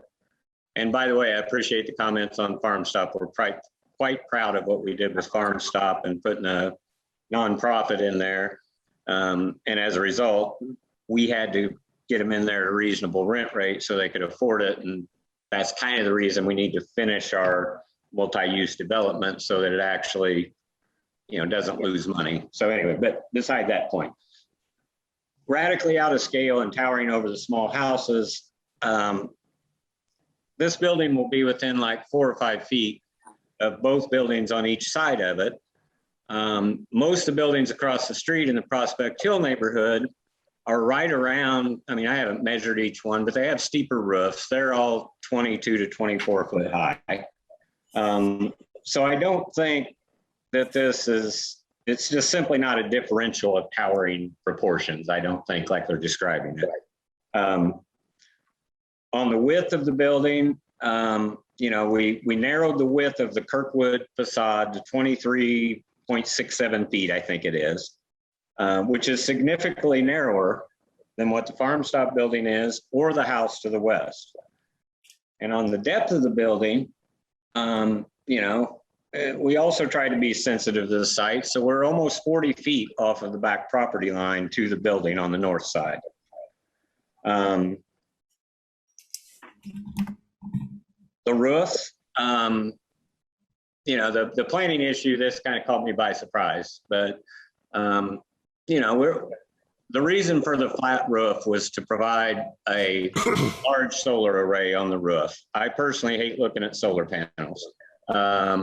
And the way this building or any building will be situated on this lot, it's hard to pick up southern exposure if you have, gables and pitched roofs. So the West Side design guidelines, as Mr. Dorfman said, there's a starting on page 37, there are special guidelines for major arteries. That's Kirkwood and Rogers. Flat roofs are discouraged in the neighborhood, but they're not addressed in the special guidelines for Kirkwood and Rogers. So we went with the flat roof. I'm not married to a flat roof. If we need to put a hip roof on this or a pitched roof, I don't have a problem with that. And perhaps we can have this discussion at our neighborhood workshop. I'm more than happy to do that, but everyone should be aware that when we do that, the building's going to get taller. It's not going to be 24 feet anymore. So that's something that we can try to work out. So the orientation of the building, the neighborhood association says is radically out of character with the buildings in the relevant context. I just don't think that's completely true. The building directly to the east is the farm stop building. It's a concrete block structure. It's 120 foot deep. It's 30 foot wide on its face, and it has a, I believe, 60-foot wing that runs to the west. The building to the house to the west is indeed a single family home. It's one of the shorter homes in the whole neighborhood, or at least on Kirkwood. But I feel like we tried to orient the building with the entry facing Kirkwood, the main entry. We added a porch to try to play off of, the other things along the street. But I think it requires, with the farm stop is there. And, okay, so it's an outlier, but it is there and has been there for 50 years. We chose to not tear it down because we don't like tearing things down. We like to repurpose them. So it's not going away. That building is going to be there for as long as I'm around, probably. So it requires a common sense approach, I think, to orientate a building when you're sitting next to a large L-shaped concrete block structure. And I feel like that's what we've accomplished here, what we've certainly tried to accomplish. And again, I'm more than glad to sit down with the neighborhood and try to work through some of these issues. What else? They said the lot's 40 foot wide, which reduces the side setback requirement by 2 feet per side. I don't think that's the case when it's next to an R3 district, which it is to the west. But the lot's not actually 43 feet. It is 40.8 feet. And I believe that we are allowed 7 foot side yard setbacks in that zone, which we've exceeded by, 1.75 feet on one side and maybe 3/4 of a foot on another. So there's not going to be a variance needed for setbacks. We have our proper setbacks, so we're not going to need a variance. They had issues with some of the materials, and these statements are just very simply incorrect. We proposed using an LP smart side siding, lap siding on the west and north side of the building that are basically not visible from the public. And that is not a pressboard siding. It's an exterior grade engineered wood product. It comes with a manufacturer issued 50-year warranty. It's created to withstand all weather conditions, not just rain. And we were proposing to put in a 7-inch exposure on that siding. Again, I'm not married to this siding. We can work out something different that everybody likes better, whether it be concrete board or channel rustic siding. I'm not opposed to putting a different siding on those elevations that we don't really see. The other elevations are brick. We wanted to play off the farm stop building, which is masonry, but it's 8-inch concrete block. Well, there's no way we can put 8-inch concrete block or any concrete block on it. So the next best step is to put brick on it. And to tie it in with farm stop, the intention, if you look closely at the plans, is to take the northern half of the building and paint the brick the off-white with the charcoal details to kind of match farm stop. So it basically looked like two buildings. So anyway, those are comments about exterior products. Again, my wife and I bought this building about a year ago with the idea of creating this, little neighborhood commercial hub that kind of acts as a gateway to the neighborhood. This is just the second phase of what we were trying to do. The first phase was to put a good tenant like Farm Stop, which for any of you that haven't been there, I'd highly recommend to go. It's the greatest thing that's hit Bloomington in a long time. But having said that, the next step is to create the residential portion of this project. Instead of, we opted right from the start, we didn't want to just add apartments to the top of Morrison's. It just didn't seem like the right thing to do. So, I guess I'm a little bit, I guess I'm just a little bit confused, and I don't know who can help me figure this out, but I mean, we meet all requirements of the UDO here. And this has nothing to do with upzoning or the current upzoning. This is zoned MN. Prior to it being zoned MN in the new UDO, it was zoned CL, which allowed the similar type use. We comply with all the stuff in the UDO. We also, I feel like we comply with all the objective requirements of the special guidelines for major arteries in the West Side Conservation District. A couple of those requirements, like context, those are subjective.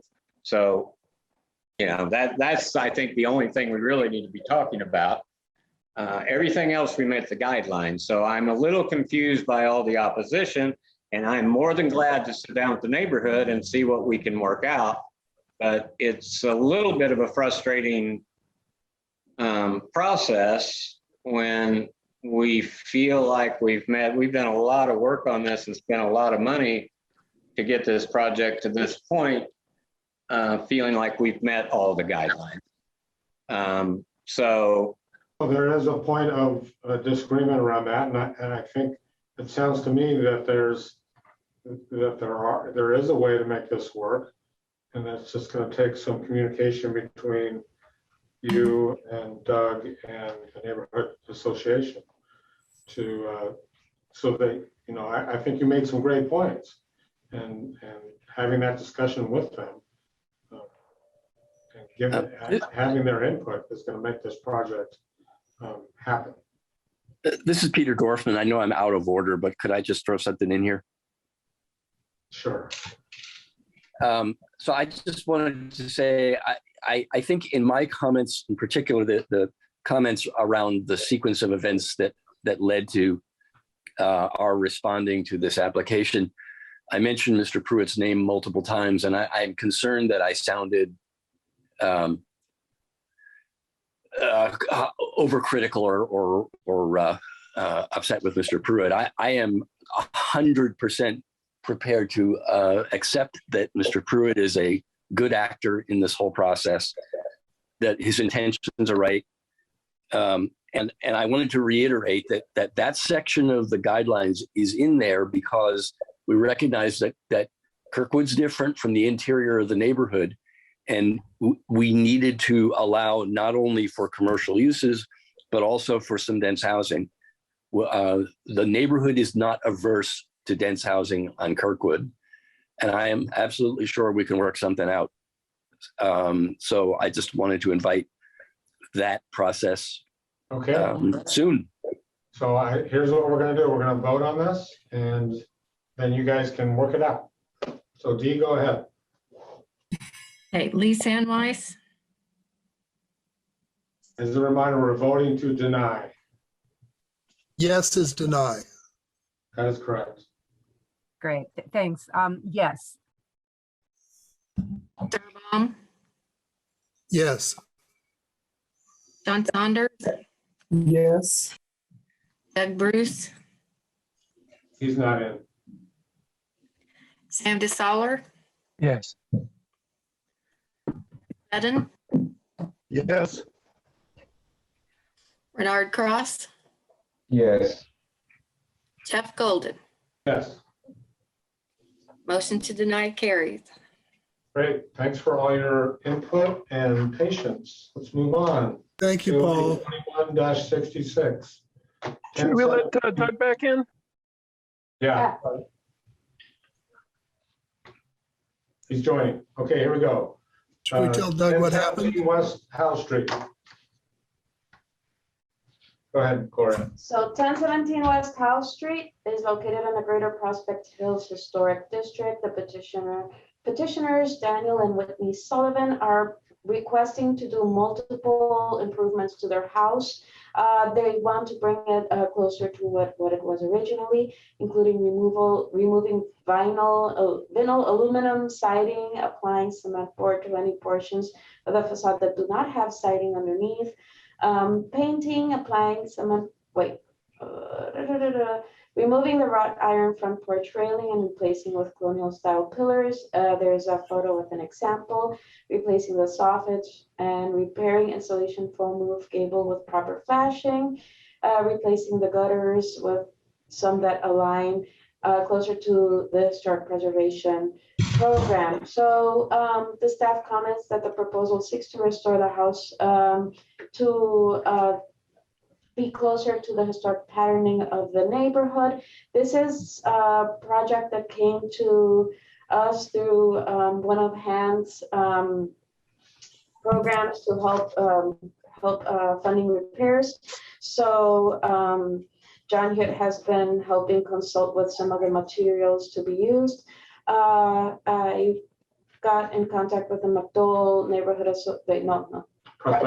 Greater Prospect Hills Design Review Committee. Okay, so the Greater Prospect Hills Design Review Committee did support the COA 21-66, mainly because it reinforces the neighborhood's character. And here are some images. There are more in the packets. So I like these two images. The one on the right, there is the original siding underneath the original siding, the original walls are there. And so those are going to be restored. And then the newer area does not have original siding underneath. And this is an example from a neighbor of the type of column that would be placed. The petitioners here? Yeah, I'm here. Anything to add? No, we're just hoping to restore the look of the house as closely as we can. I couldn't find any pictures of our house from 100 years ago, but we'd just like to do some work that's in line with the work that's been done on other houses in the neighborhood. Great. Commissioner questions, Lee? No, I don't have any questions. John? No questions. Doug?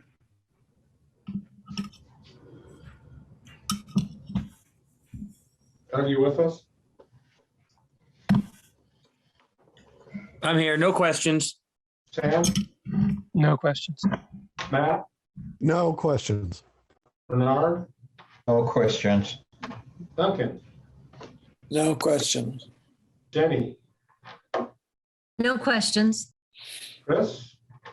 Yes, could we have a staff review on porch design? Everything else seems to be clear, but showing turned columns doesn't really show the whole porch design work. So We can make that part of the motion. Okay. I don't have any questions. Any questions from the public? Hearing none. Commissioner comments, Lee? I can support this. John?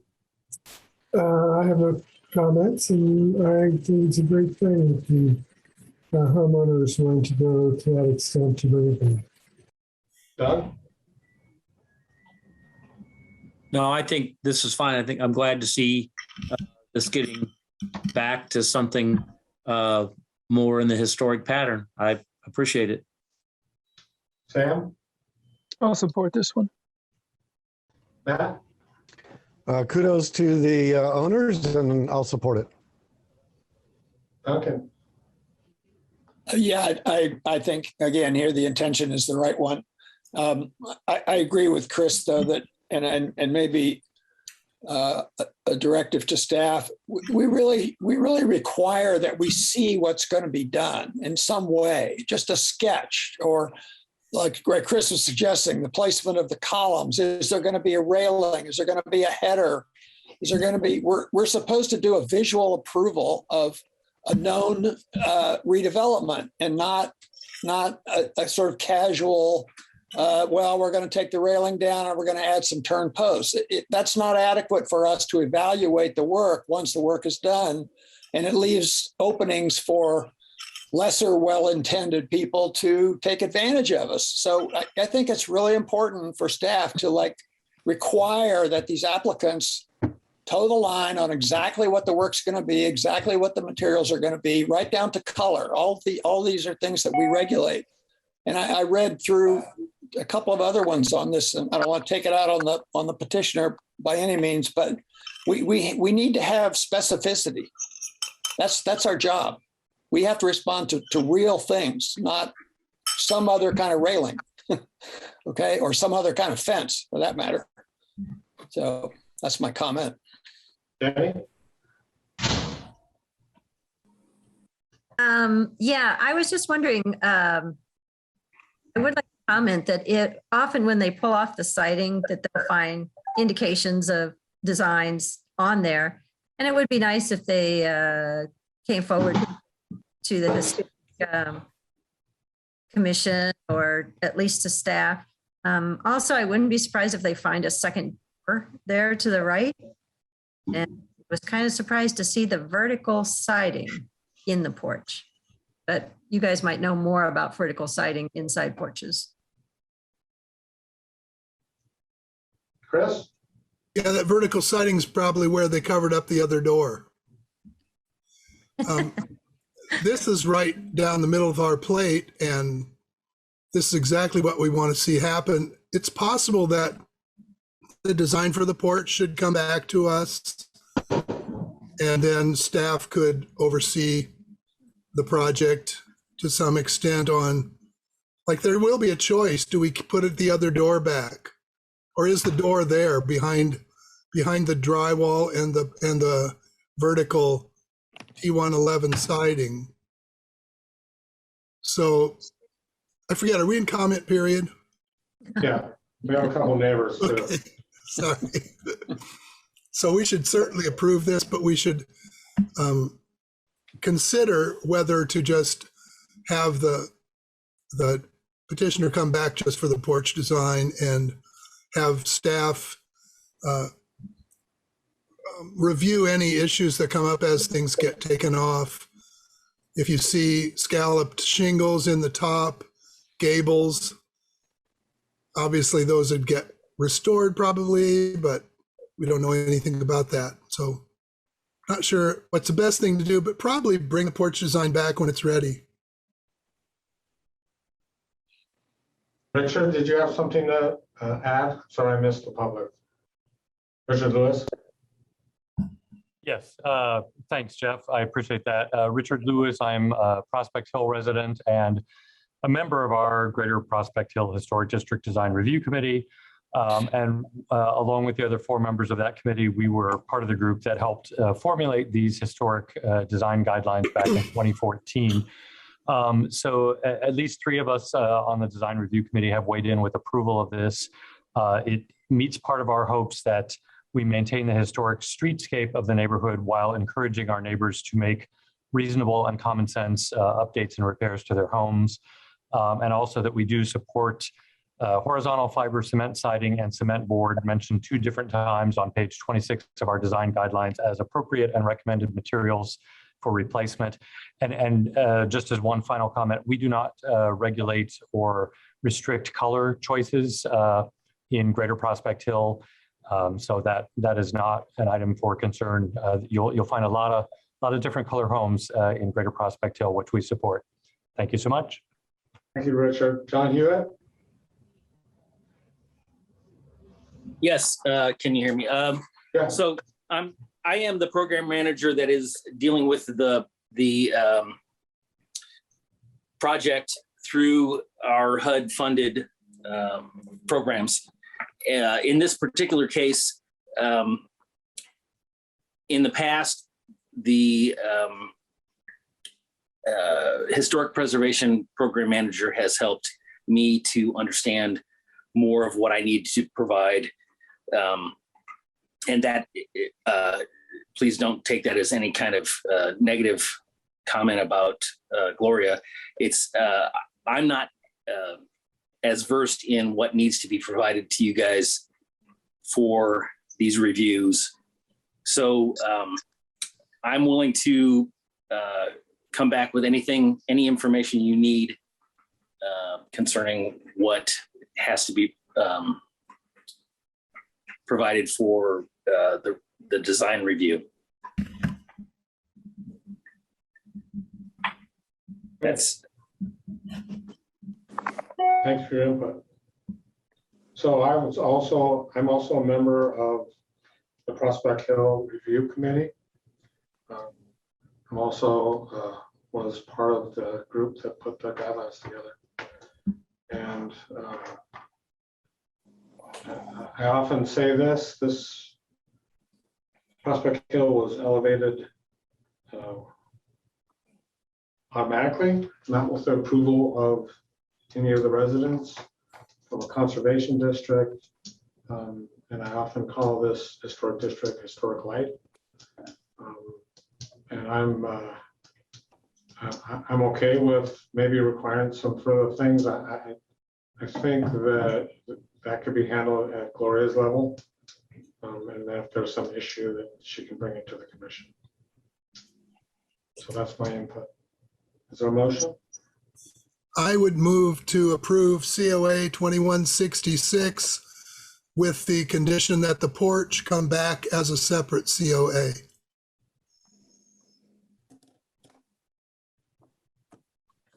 there a second?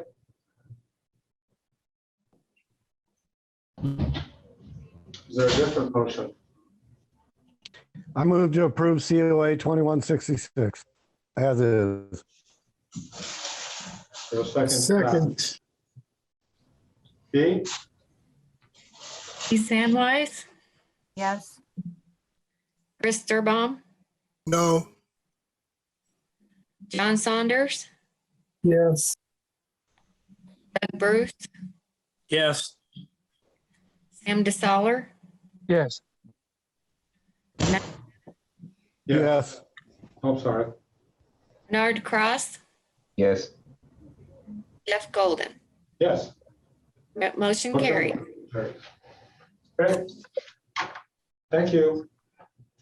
Let's move on. 21-67. Thank you. 07 South Rogers. We have actually 3 in a row. So 807 South Rogers Street in the Mcdole Historic District. The petitioner, Terry Bradbury, requests to renovate the historic gas station and add an additional building behind it that is sympathetic in scale and roof form. The existing beauty shop located on 1807 Rogers Street would be moved to this gas station. The staff recognizes that the structure in question is commercial rather than residential. Therefore, the owner's needs vary from the domestic architecture-based recommendations in the guidelines. The staff recommends using the Secretary of the Interior standards for rehabilitation and recommends careful reading through the standards regarding power washing. That was part of the proposal, was to power wash the walls. So the cleaning, like just consider less abrasive cleaning. But other than that, the staff does recommend approval of COA 2167. The Mcdole Gardens neighborhood mentioned the following, which was forwarded to everybody. The neighborhood approved the addition of the gas station along with the caveat that if storage tanks were found under the structure, then there would be an EPA supervised cleanup and disposal of the tanks and surrounding soil. I believe I recall from a previous conversation that those tanks had been removed, but that can be confirmed by the owner or petitioner later on. I have 2 copies of the elevations in black and white and in color of the structure. So the front elevation and the southern, so front would be west elevation. The back part is somewhat visible, but it doesn't interrupt the scale of the front one, and it has a connector between both structures. So yeah, that's. Would it be possible to repeat all that? I could not hear any of it. Bobby, just basically describing what you're proposing. So staff, can you hear me? I can hear that, yes. Okay, the staff recommends approval with the following comments. Just to make sure that the cleaning is less abrasive than power washing, and to use the Secretary of the Interior's rehabilitation standards. My comment would be, if the tanks were not used after 1974, they're not required to be removed. In fact, they have been removed, but it's not a requirement after 1974. Well, since they're removed, it's not an issue. So Terry or Bob, do you have anything else to add regarding this one? No, as we've talked before, this is a 3-pronged, there's interlocking pieces, and this one's the most straightforward. And I think we can talk about the other 2 here in a second. But I think this is a restaurant, I think we all agree it's a wonderful example. Now, as I understand from the report, it's the last historic gas station, or at least the oldest gas station in Bloomington. So I think we're looking forward to providing a nice addition and a real contribution to the streetscape. Okay, so I'm going to ask for commissioner questions, then I'm going to go to public questions / comments, and then we'll do commissioner comments. So let's go with commissioner questions. Lee? Don't have any questions. John? No questions on this. Doug? No questions. Sam? One quick question. Would the petitioner remind me about what the wall materials are on the little connector between the existing gas station and the addition to the rear? Probably will be storefront type material, or at least that sort of expression. Something that begins to minimalize, reduce the mass, the apparent mass of the connection. So it'll be glass of some nature. So are you proposing storefront?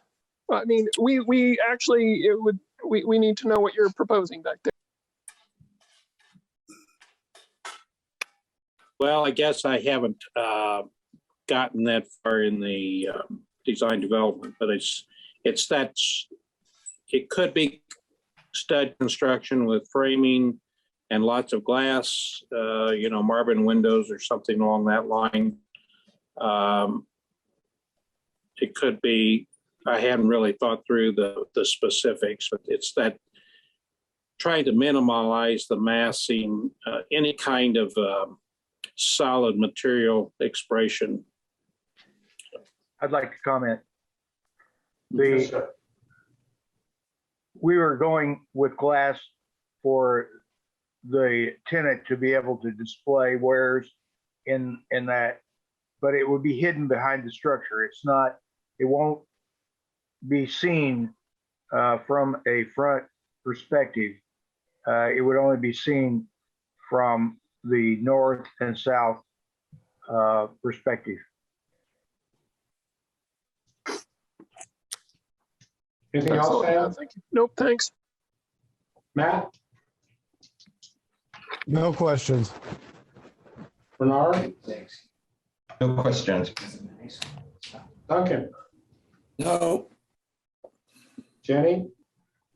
Yeah, I was wondering what they were planning on in front of the building. Are they going to leave the concrete there, or are they going to remove it all, or what's the intentions in the front?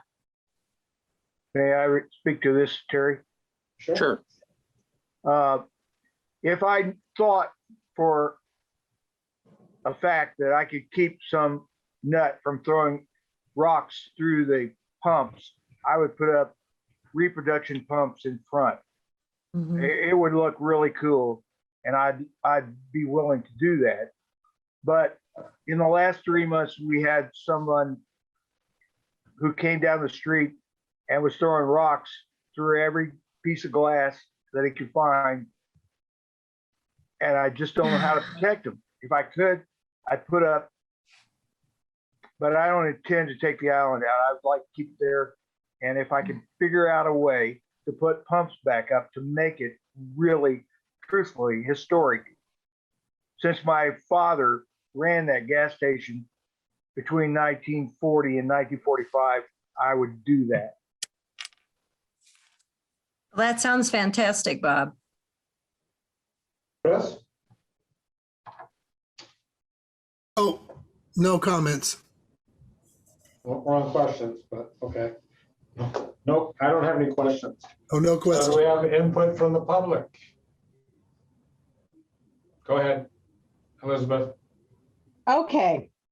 The first we heard, at least I heard of this project, was when I went to the Historic Commission on August 25th and heard that Bob was going ahead and presenting something on Dodds that he owns about lifting the house up and putting a proper foundation.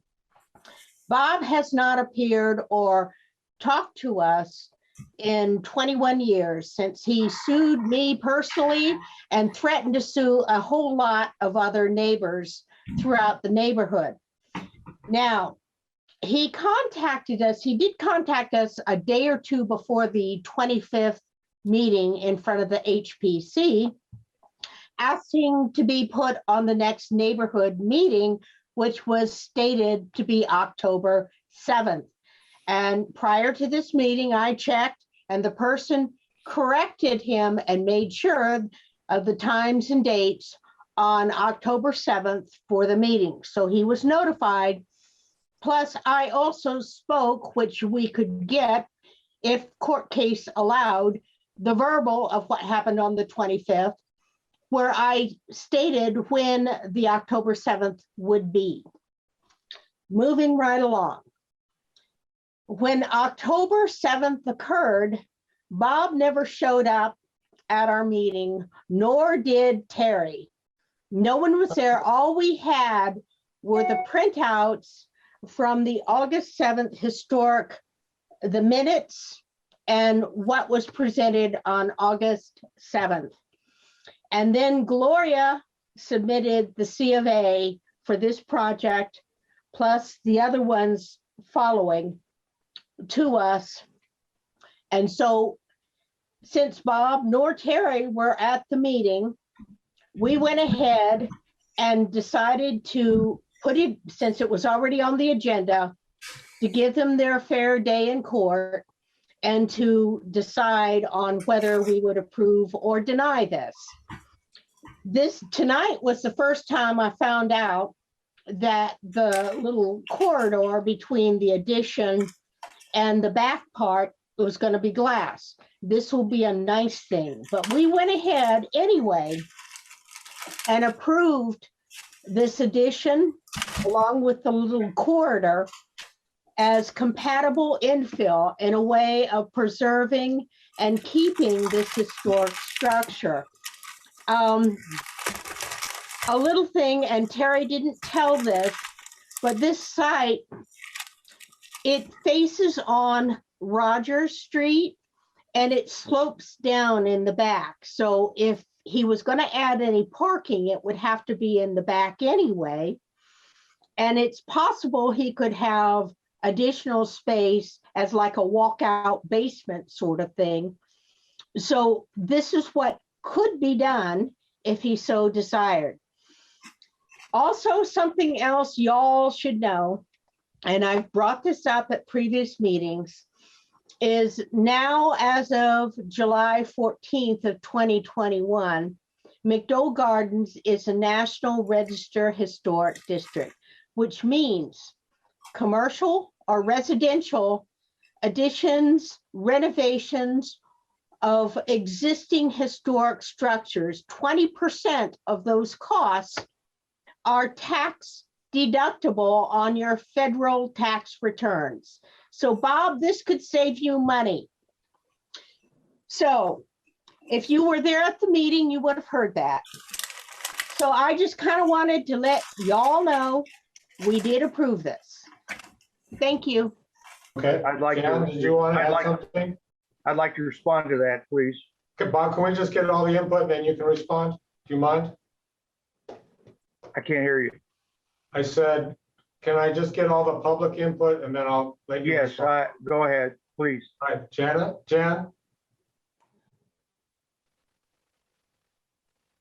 Can you hear me? Yeah. Okay, great.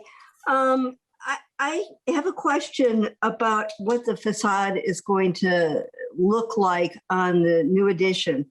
On page 90, it shows one horizontal window as, you know, from the street. And then on page 100, it shows a door and 3 windows. So I'm really confused on what we'll see from the street. So that's one question. And then the other question, and maybe somehow I missed a scale drawing in here, but how big is that addition in relationship to the historic gas station? I didn't see, and I don't know about massing or scale or anything like that. So those are my 2 questions. Bob or Terry, you want to respond to that?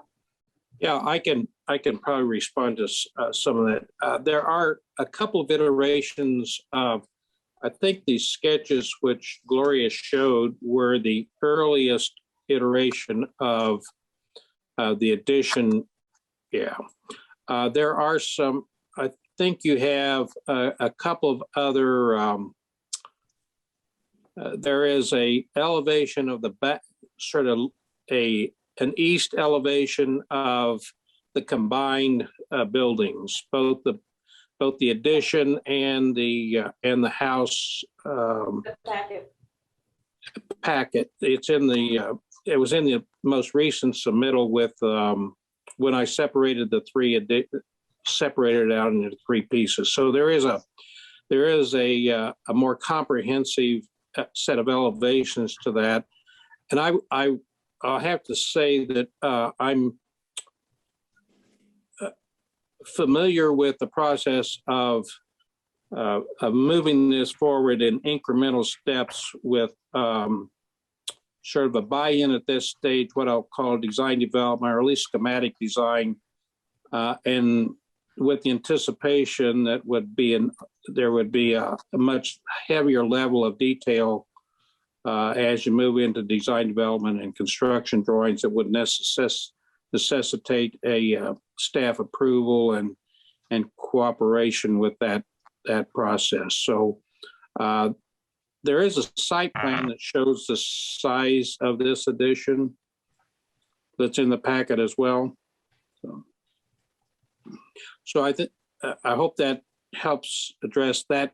Relative to the sketch that you had, does show what I'd call storefront. It was a first go at it back in, I think we first started talking about this in July. And I think it was that's it. Yeah. That gets you a handle on, it's a 20 by 30. It's essentially a replication of the idea is that the addition and the restoration and the restored piece of the gas station would replace in kind with the commercial space that would be the hair salon that would be moving over to here. So Does that help? Does that help? I still don't know if it's going to, if the front that is facing the street on the addition is going to look like what we see on page 100 or what we see on page 90. Well, I'm not sure what those pages I'll have to, let me see if I've got those. Those are the page numbers in the packet. So we could look at. Okay. At, Just give me a second here. 100. Okay, I brought it up. Yes, the one on 100 is the most current. I think at the time that one, there is it's a hip roof with a sort of, I think there's an indication there, a potential door at that in the background, possibly some side lights. I guess I hadn't really, again, I was working from the assumption that this is an iterative process of making sure we're right in terms of the general massing, the size of the space, parking layouts, those kinds of things, and whether the door is there, what kind of door it is, what kind of window it is, and so forth. But to answer your question, 100 is the most recent.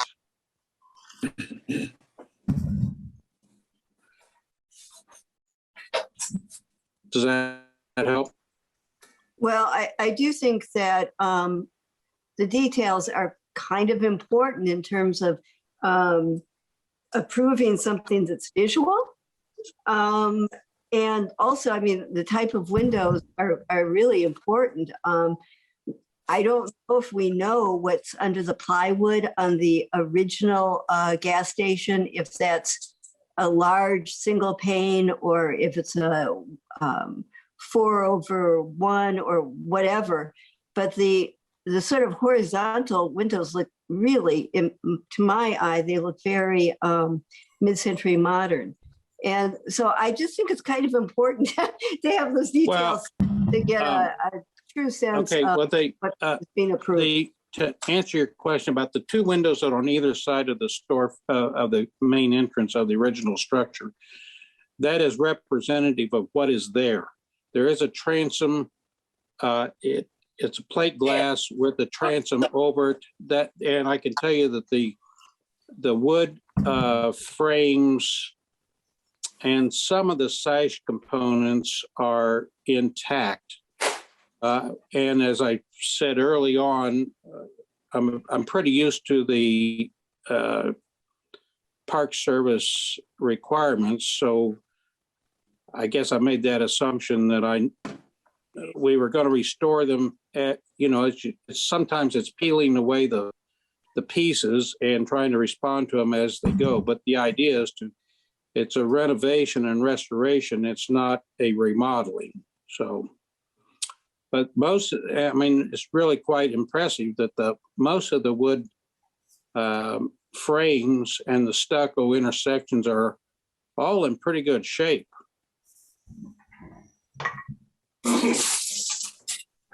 It's the overhang that saved it all. Probably has, yes. Yeah. Anything else from the public?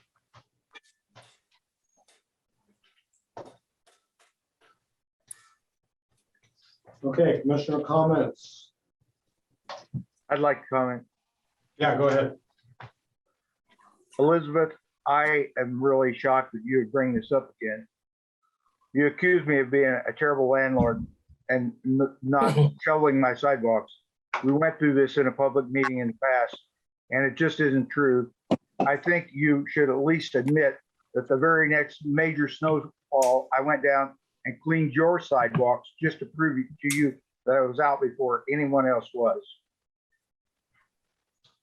This really doesn't have anything to do with what we're talking about. I appreciate the way you guys feel. Well, since I was attacked, what we're talking about. Okay, I was attacked, and I was just trying to respond. I understand. I'm trying to do something right here, and I'd appreciate it if we just stick to the issues. Okay. I have to say that I wasn't aware of I was at the August hearing initially, and I think it didn't register with me that the October 7th neighborhood meeting, it didn't register with me quite on, and I apologize for that. And I'm used to making presentations to the neighborhood ahead of time. And I guess I made the assumption these would be forwarded to the neighborhood as part of the protocol there. And I apologize for not doing that. So we were not invited, nor did we know there was a meeting. And for whatever it's worth, I was out of town. I couldn't have gone anyway, but that's neither here nor there. We would have definitely, Commissioner comments. Lee? We would have definitely been there had we known there was a meeting and we were invited. I don't have any comments. And I do. Can we just move on, please? Sure. Commissioner comments. Lee? I don't have any comments. John? No comments. Doug? I'm just glad to see that somebody actually owns this and that somebody's going to do something to it. And I think, however we work towards down this path, I think the addition and the connector seems sympathetic of a different material to differentiate between the two. And I'm looking forward to see something happening here. I've admired this building for years and always hoped it wasn't just going to fall down and become a pile of dust. So I applaud that you're looking at this and coming up with a design that I think is right down the path that would be appropriate. Sam? I would like to echo Doug's comments and say that I'm happy to see something happening here. And that I think the massing is appropriate, the roof slope's appropriate, but I'm very concerned about things changing a lot without bringing it to the attention of the commission, having different drawings with different facades presented to them, and not even, I think it may be premature to issue a COA until we have all of the materials and sizes of openings nailed down for this structure. But in general, I think this is moving in a very good direction.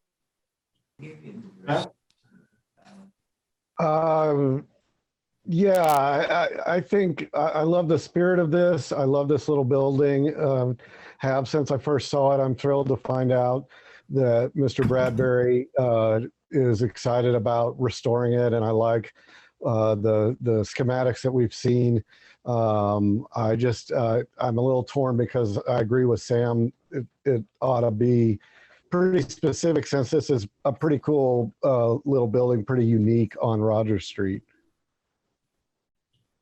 Bernard?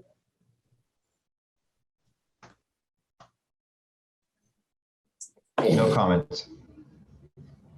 Duncan?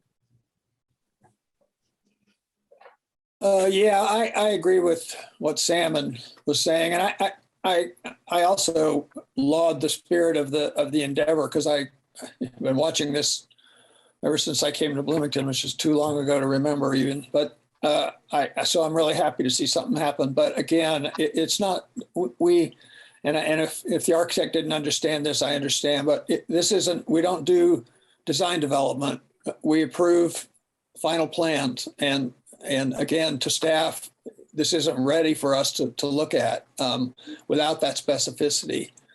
And so I think it sounds like we're going to be happy to look at it, and we like the project, but we're not. I don't know what I'd be voting for if I could vote. Jenny?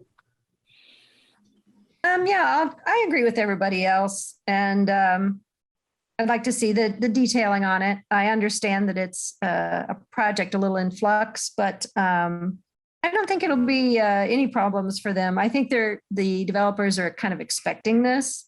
And I think they're both very excited about the building. I know I am. I always notice it. Every time I go down Rogers, I always notice this building and hope somebody's going to throw some money at it and restore it nicely. So I don't think we have much to worry about. I don't think the developers have much to worry about, but we really need to require more specifics, nail everything down. And then that's what we look at and approve. Chris? Love the project. I've had people ask me over the years how they could make it into a store, and I think there probably could be some reproductions of gas pumps that would be impervious to rocks. I would hope they could be found. I'd love to see the old Texaco or whatever it was pumps out there. Ditto. I don't have any further comments. So, if I could say one other short comment, I think this is. I have to admit that I was never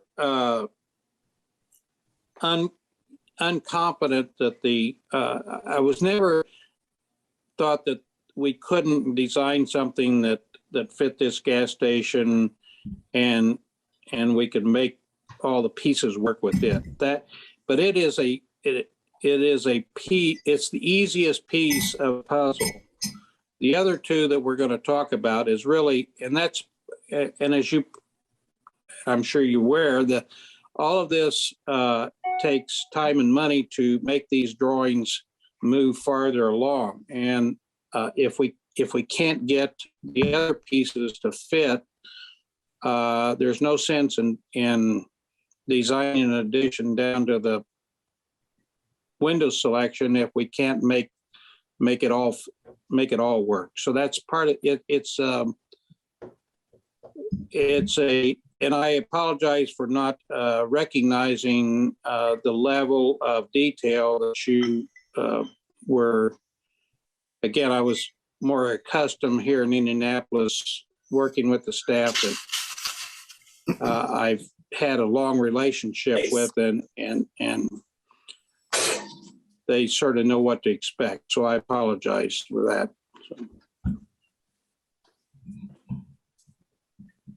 Anybody have any motion or idea? Move to approve COA 2167.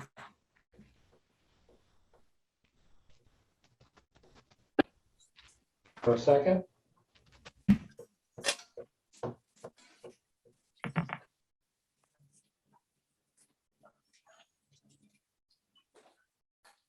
I have another motion.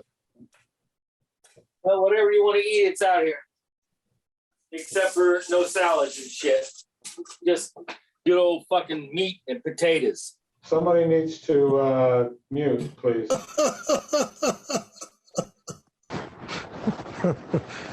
Is there a way to just tabling it and have the applicant bring it back when they've heard all the other stuff and they can do the final design? I think the most expedient thing we do here is perhaps the most expedient thing we've done on previous ones, where we move to deny with the understanding that we will look favorably upon a future submission with more detail. I move that we deny COA 2167 with the expectation that we will look favorably upon a resubmission with all the detail. I'll second that. Hey, Dee, we have first and second. Haley Sandwise, Yes. Chris Durbaum, Yes. John Saunders, Yes.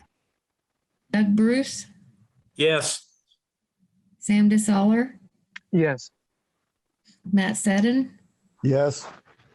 Renard Cross, Yes. Jeff Golden. No. Motion carries.